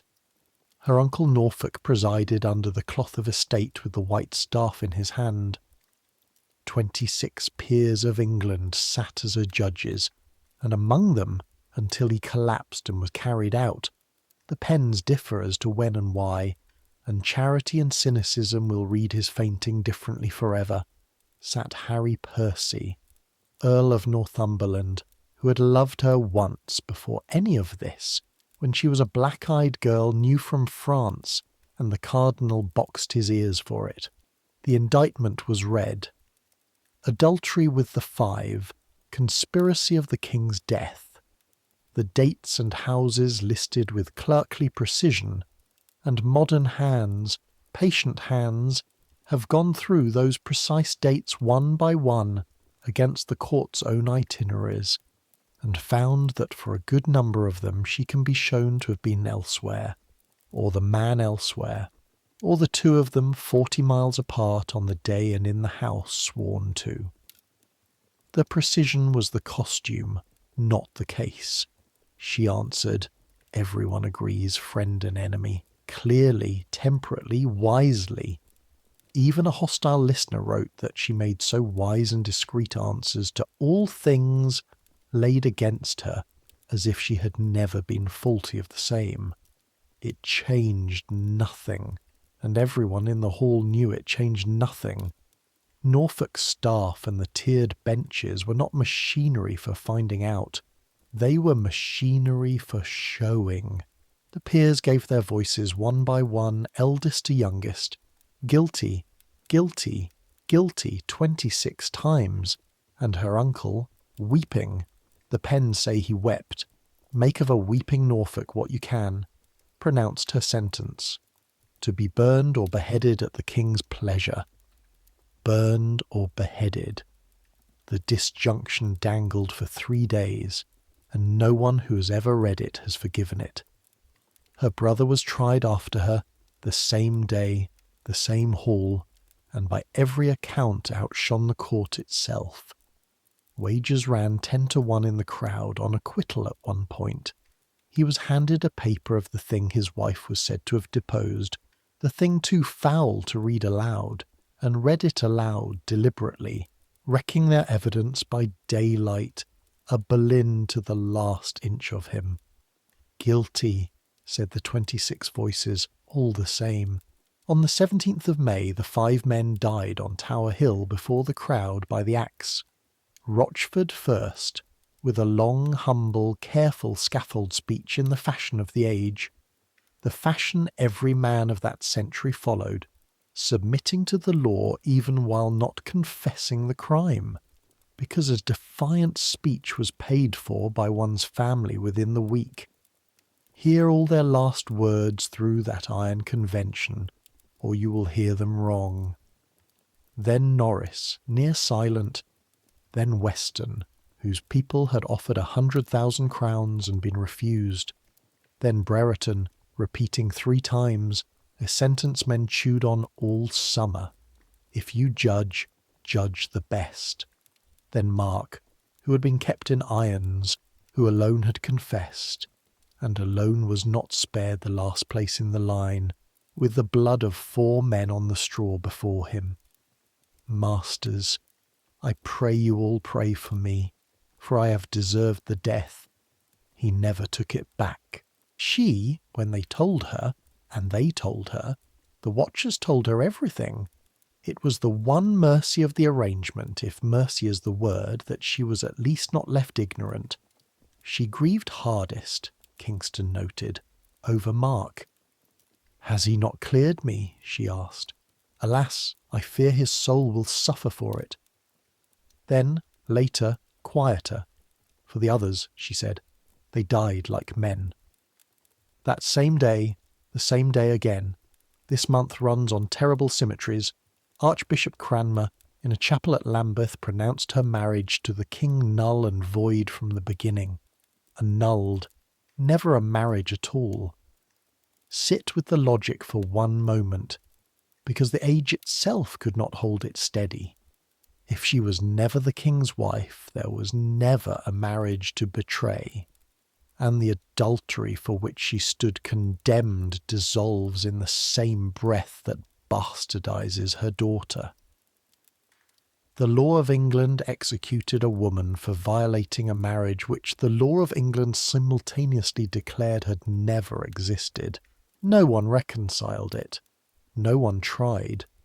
The machine had two instructions, dead and undone, and it simply executed both, and the little girl at Hatfield went to bed a princess and woke a private gentleman's daughter, as her half-sister had before her.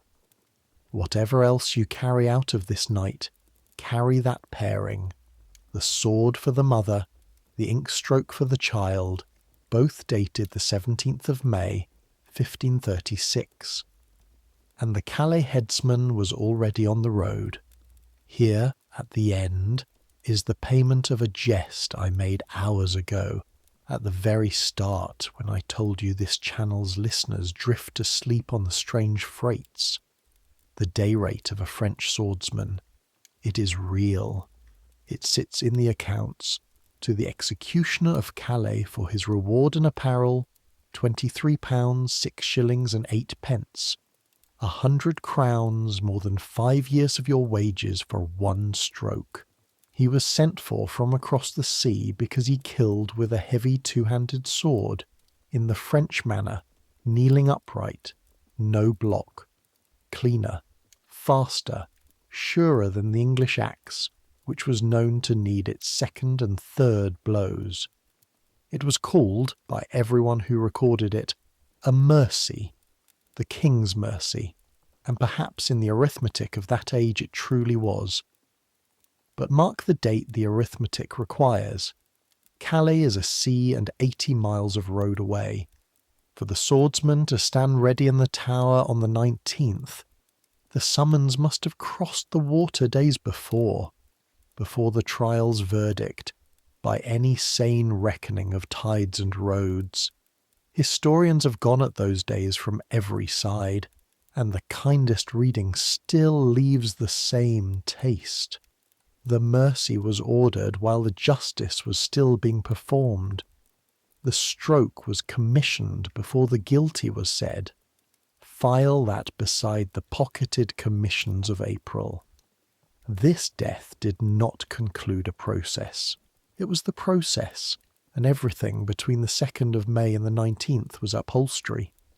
Her last days, through Kingston's singed letters, are a weather you already know. The same fronts crossing and recrossing. Terror, exultation, wit. But the wit now, winning. She took the sacrament and swore her innocence on it, before witnesses twice, on the peril of her soul's damnation. The one oath that age held no one dared counterfeit, and even her enemies' pens went carefully quiet around it. She jested, actually jested, that the people would find no difficulty in finding her a nickname. Queen Anne the Headless, she said, La Roine Anne sans tête, and laughed. Her execution was set for the morning of the 18th, and she was ready at dawn, prepared, prayed, dressed, and the hour passed, and another, and no one came, because the Tower was being cleared of foreigners, and the scaffold was not done, and the machine, having hurried for 3 weeks, now dawdled, and this Kingston's letters make plain, was the only cruelty that came near breaking her.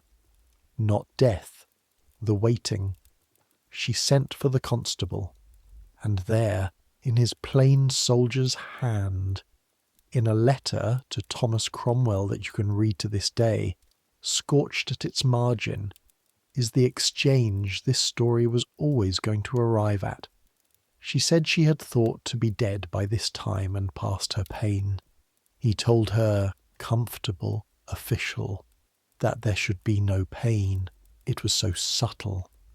And she said, I heard say the executioner was very good, and I have a little neck. And she put her hands about it, laughing heartily. Kingston, the jailer, the collector, the man whose letters carried her midnight sentences to her prosecutor for 17 days, set down after it the only sentence of his own in the whole correspondence that has outlived him. I have seen many men and also women executed, and that they have been in great sorrow, and to my knowledge this lady has much joy and pleasure in death. His pen, remember.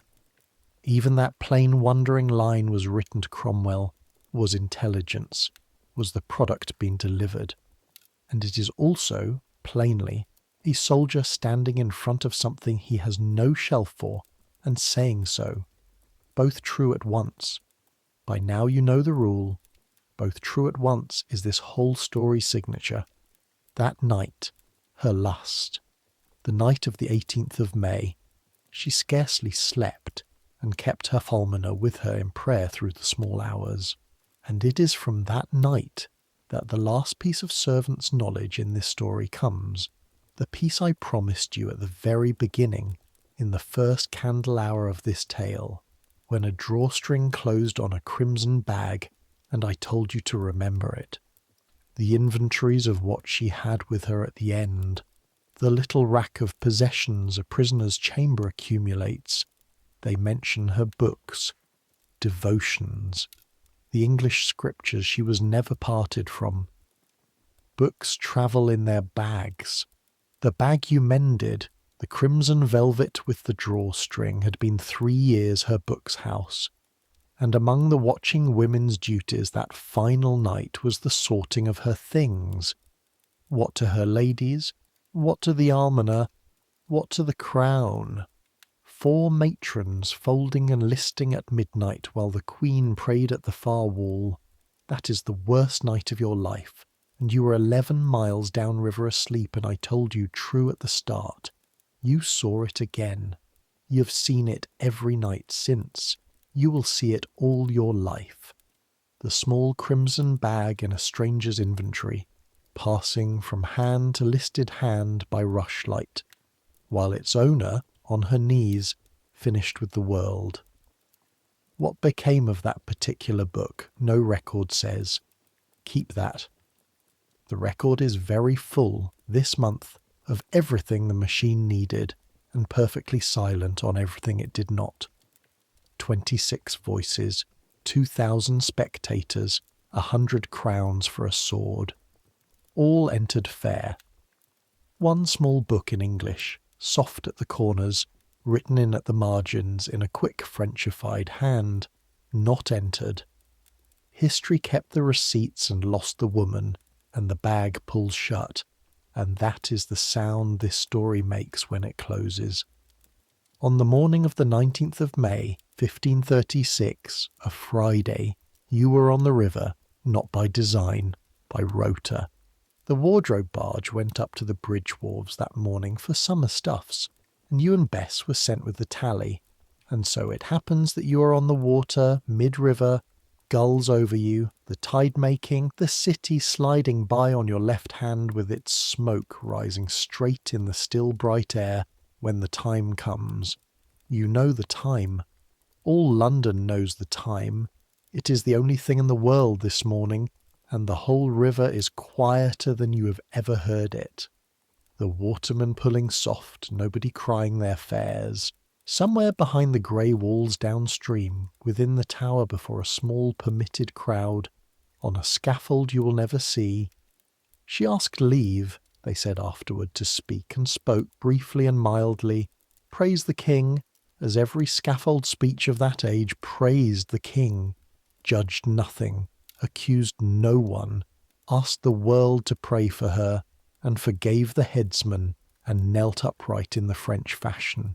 And her ladies, the 4 watchers, wept now like her own, and one account says the swordsman was so unmanned by her stillness that he had his boy draw her eyes aside with a movement at the stair before the stroke, and I do not know if that is true, and I have chosen all my life to believe it. somewhere behind those walls. All of that happens without you, off the page, off the river, out of sight, the way the deaths of queens ought always to be, and almost never are. What you get out on the water is the guns, the Tower Ordnance fired once, the signal to the city that justice, the word the age used, was done. You feel it before you hear it, the way you felt the coronation guns 3 years ago from the leads at Greenwich. A thud in the chest, a heartbeat before the sound, the same bronze voices, the very same guns, and your body knows it first. Your body, which stood on a parapet at 16 with its cap snapping in the wind, while these identical guns saluted 50 gilded barges and a dragon breathing fire, and filed the sound under glory. The echo comes back off the Suffolk shore. The gulls go up off the water in one white shout. Bess's hand finds yours on the tally board and grips it hard, freckles white at the knuckle, and the two of you sit very straight. 2 wardrobe servants in a supply barge among the morning traffic, dry-eyed, because you are in public, and you are both trained by the same dry woman, and your faces are part of your livery. The tide carries you up. The city resumes. It is over by 9 in the morning, and by 10 the bells of 106 parishes are ringing for something else entirely, because London's bells always are, and a man on the bridge is selling eels, and the ordinary vast indifferent day closes over the 19th of May like water over a stone.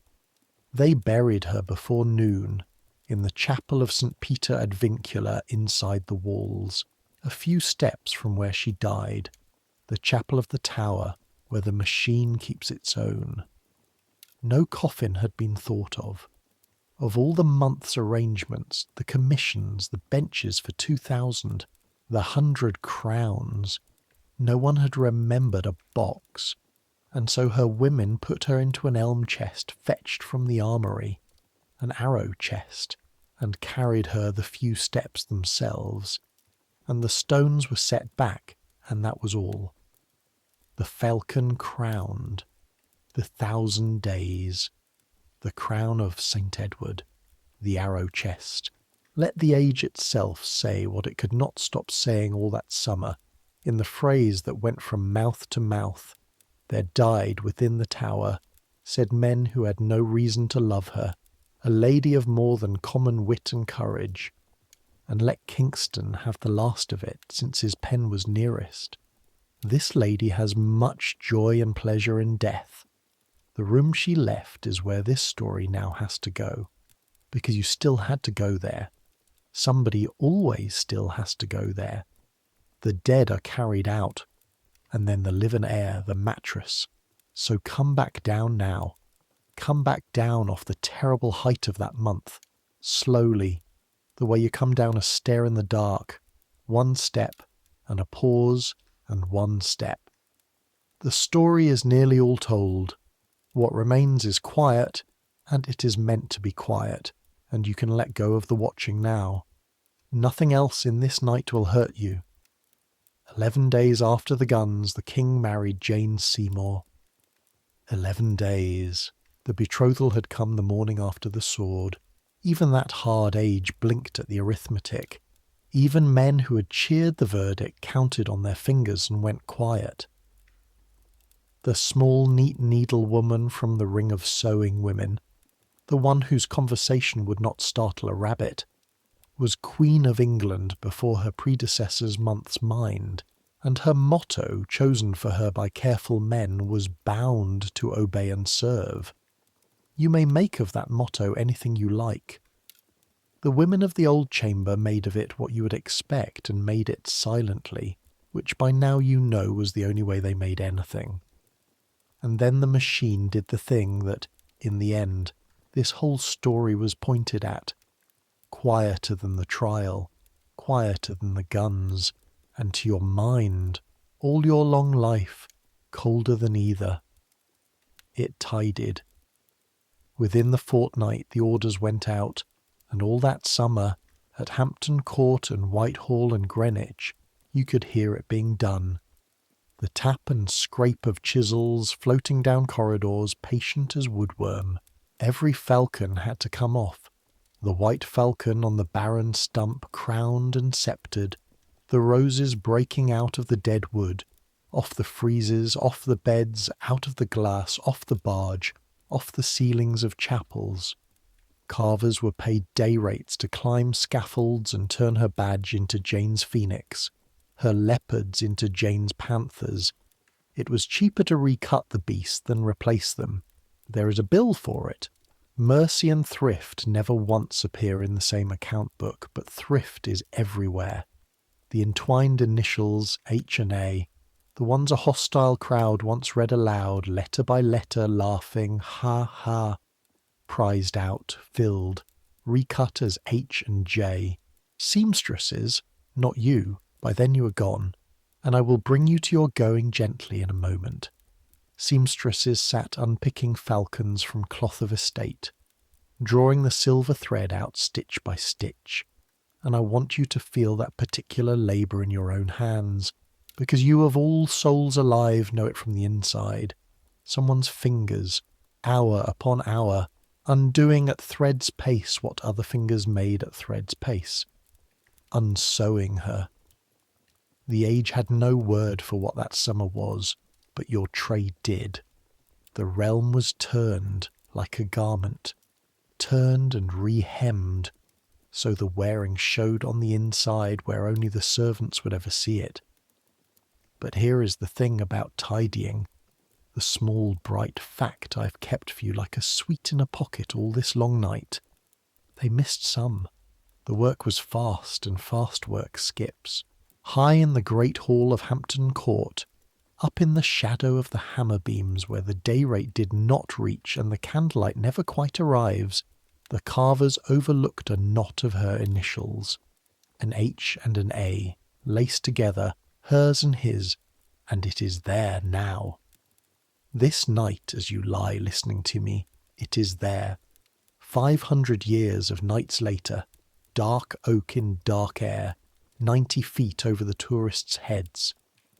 The guides point it out with lamps, every falcon in the kingdom chiselled, every document amended, every ledger squared, and one A laced into one H, riding above it all like a seed the harrow missed. The machine is very strong, and the machine always misses something. Hold that. Of everything I have told you tonight that may be the sentence most worth carrying into sleep, the machine always misses something. It missed the shirts too. That is not in any chronicle. That is in the nature of shirts. The wardrobe accounts stop. The falcons come off the walls and the beggar's linen, the 10,000 stitches, the frieze and canvas cut generous, hem to her rule, as good as the king's, walked out of the story on the backs of the poor of Kent and Middlesex, and was worn and patched and handed down and worn again, for years after the name attached to it was made unsayable. Nobody wearing them knew. That was rather the point. She had made it the point. Somewhere in the lanes round Aldgate, the winter after the guns, a man slept warm in a shirt whose seams were run by a queen's ladies with the same count of stitches to the inch as the King of England's own, and no power on earth could take it off his back, because no power on earth would ever think to look. Charity, it turns out, is the one fabric the chisels cannot reach. It has no badge. It goes out namelessly, and namelessness. She learned this too late, and you may as well learn it from her. Namelessness is armour. The household was dissolved by midsummer. 200 people paid off and dispersed. The wage book you once carried to the counting-house ruled up one last time and closed. The great ladies slid sideways into the new Queen service. Most of them, because that is what great ladies are for. The chamber women scattered, placed where places could be found, married where marriages could be arranged, gone home where homes remained. And now, at last, the title of this story pays out the whole of what it has owed you all night. So listen with your eyes closed. They never spoke. Her women, the ones who saw everything, the ones who warmed the smocks and made the bed and heard the 6 words, the ones who knew the traffic of the marriage to the candle hour and the state of her body to the week, the only people in Christendom who knew the daily breathing unarranged truth of Anne Boleyn, left nothing. Not a memoir, not a letter of reminiscence, not one page. Search the archives of that whole century and you will find her enemies in full spate. Chapuis by the yard, ballads, chronicles, Latimer's polish, Fox's gilding, and from the women of the Privy Chamber, silence. Flat, total, lifelong. Partly fear, no doubt. Her name was dangerous for a generation. Partly station. Chamberers cannot write mostly, and gentlewomen mostly do not. But partly, and you know this in your bones, because you were trained by the same dry woman with the same sentence. Partly it was the trade itself kept faith with unto death. A needle remembers nothing. What her ladies knew was never meant to be revealed, and so, except for 17 days of a jailer's letters wrung out of a trap, the one breach in 500 years, and it took the whole apparatus of a state to force it, it never was. The silence of those women is the last room of this story, and no one has ever unlocked it, and no one ever will now. It is the one door in Tudor England that held. And you went home. There was nothing dramatic in it. I promised you at the start that I would not invent you a fate, and I will keep the promise now that keeping it costs. The wages were paid to Midsummer, the mistress of the wardrobe, whose face that last month had aged the way cloth fades, all at once when it is finally left in the sun, wrote you a character in her upright hand, sealed it, and held it out, and then held your chin in her dry fingers one last time, turned your face to the light like a pearl she was checking for flaws, and found whatever she found, and said, for the 41st time and the last, a needle remembers nothing. And then, so quietly that you were halfway to Kent before you understood you had heard it at all, this, the only other sentence she ever gave you. But keep your needle, child. Remembering is for those who can afford it. Mending is for the rest of us, and mending is better. Bess kissed you at the Suffolk end of the bridge, hard, on both cheeks, called you a country goose, promised to send word by the carrier, and did twice a year for as long as such words are sent. She went to a place in a city alderman's household, and if you want to know what became of her after, so do I. She walks out of the record the way she walked out of the wardrobe, laughing at something, cough-laughing, with her sleeves rolled. Whoever she was, whoever they all were, the real dozen girls whose wages are in the accounts and whose voices are nowhere. History closed over them like the river closing over a dropped pin. This story borrowed their eyes. It gives them back now, with thanks, to the dark they chose and kept. You walked into Kent in haying weather, down the same lanes you left at 15, past Hieva, where the great family the weather arranged itself around was already dying back. The Queen's father dead within 3 years of his 2 children, the castle passing to the crown soon after, handed in time to another discarded queen, Anne of Cleves, as a pension. The age had a grim tidiness even in its leftovers. You did not stop at Haver. You went on to the village, to your people, to the ordinary blessed smallness of a place where the most dangerous thing in any room was a wasp. And you took up the life this story took you from. A marriage, in time, children, in time. A cottage with a fire you laid your own way, layered like pastry, because hands do not unlearn. Ordinary, deliberately, gratefully, medicinally ordinary. You had stood closer to the axle of the world than any lord of the council ever stood. Close enough to feel the pulse in a queen's wrist the morning she understood the machine had its instructions. And you spent the rest of your long life at the far rim of the wheel, where it turns slow among people who thought London was a rumour. They asked you sometimes at the fireside in the years when it was finally safe to ask. What was she like, the witch queen, the great whore, Anne Boleyn? Was she as they say? And you would let the fire crack and settle and take up your mending and answer the same way every time.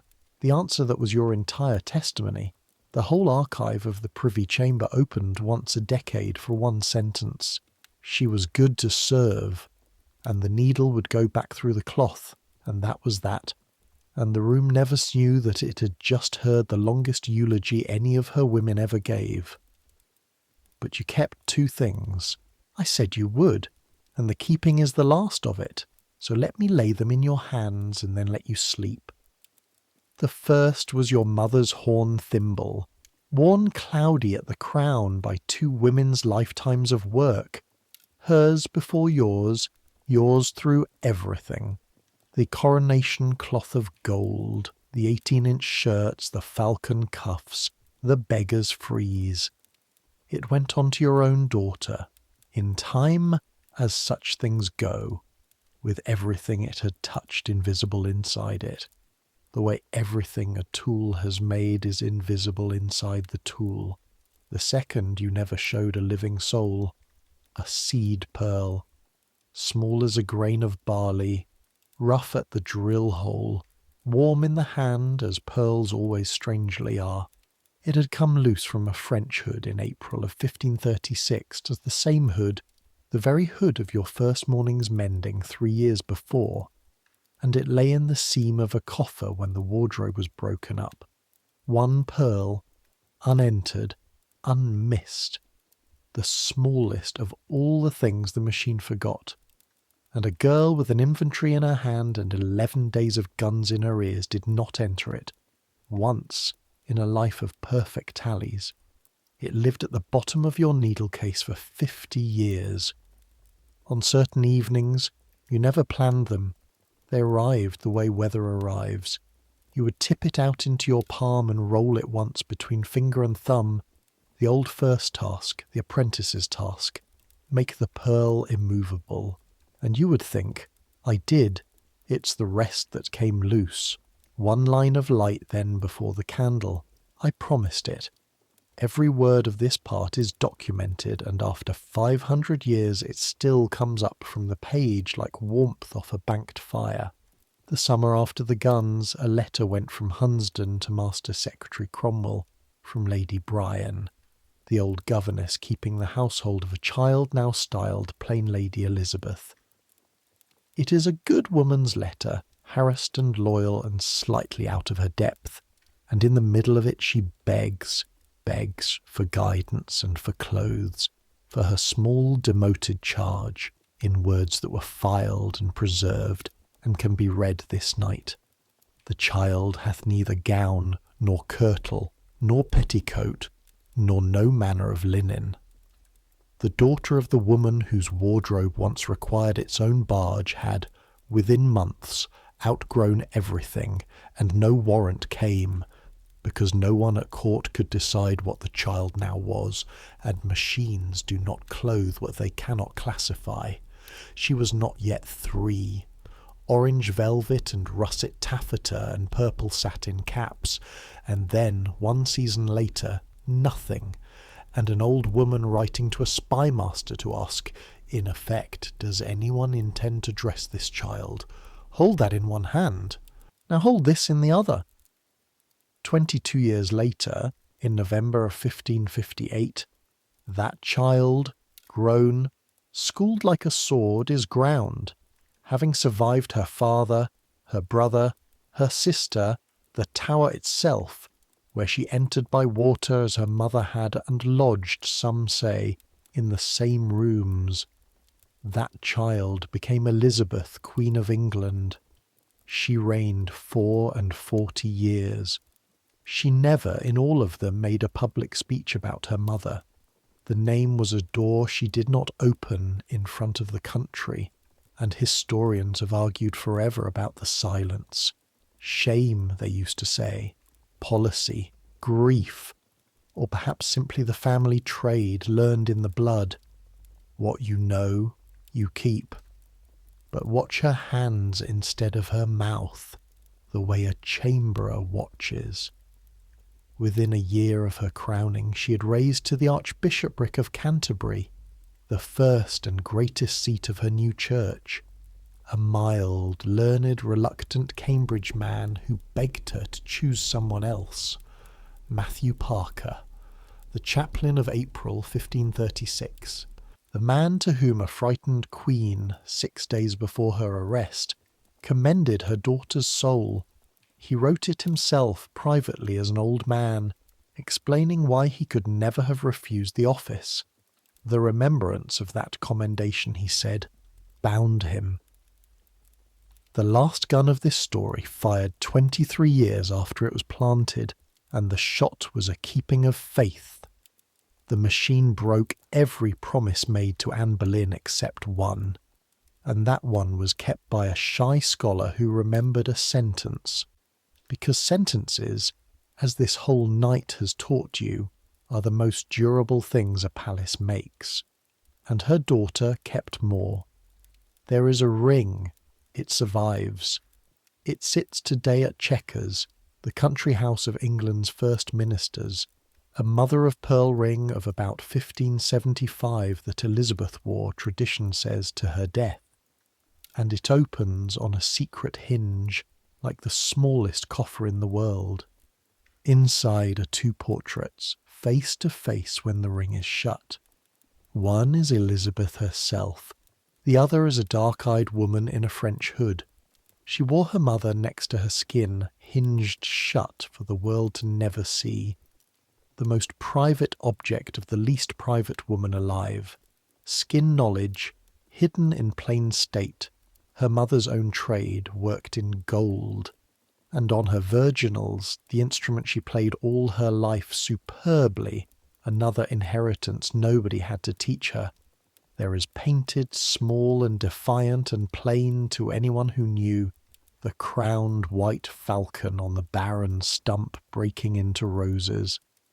The badge every chisel in England had been paid to erase, riding on a queen's music through the whole of the greatest reign the island ever kept.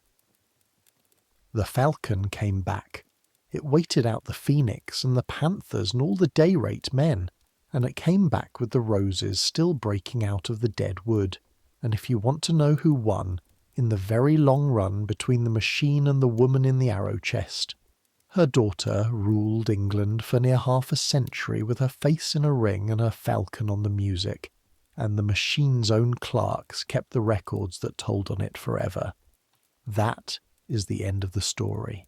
Let it settle now. You can stop holding any of it. The room empties so gently at this distance. 500 years of distance. Enough water down the Thames to wear the arches of the old bridge to nothing, and the bridge itself is gone, and the palace at Greenwich is gone. Lawns now, and the leads you stood on with your cap snapping are open sky. Centuries will pass, and are passing as you breathe. The tower you knew will turn into a place where families queue with cameras, and ravens walk the green with clipped wings past a small glass memorial where the scaffold stood, and a warder in a dark uniform will say her name kindly, every day, on the hour, to visitors from countries that did not exist. The chapel floor was lifted once in Victoria's time, and the bones beneath were gathered with care and laid again under marble with her name. She has a marker now, which is more than the machine ever gave her. Hampton Court will keep its missed initials in the high dark, And the guides will keep lifting their lamps. The 17 letters will sit in their archive with their scorched edges, saying little neck, saying much joy and pleasure in death, for as long as paper is kept anywhere. But people will still lean close to hear a room's low voices, still hold what they love next to the skin, hinged shut, still sew somewhere late by whatever light there is, mending what can be mended. Some things don't change, the hands don't change, the keeping faith doesn't change, and the room you're lying in now, listen to it. It is quiet the way her chamber was quiet in the good hours, the fire settled, the reading voice low, nobody wanting anything of you. You kept watch all through this story, the way her women kept watch, and the watch is over now, and no one needs your face to be part of your livery any more. You can put it down. You have leave. You've heard enough, remembered enough, kept enough. You have a bed and a warm room and a door that locks from your own side. More than she had at the end. More than most of history had on any night. And that is not a small thing. That's enough. It's enough. Tomorrow there will be the ordinary machine again, the hours, the errands, the small tallies. Tomorrow there will be things to mend, and you will mend them because mending is better. Tomorrow can have all of it. But that's tomorrow. Right now there is only this, the dark and your own slow breath, and the whole grey river of it.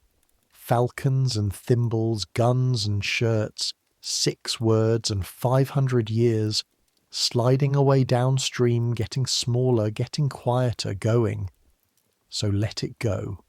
Let the palace close its 1,000 doors, softly, one after another, down long corridors, each click fainter than the last.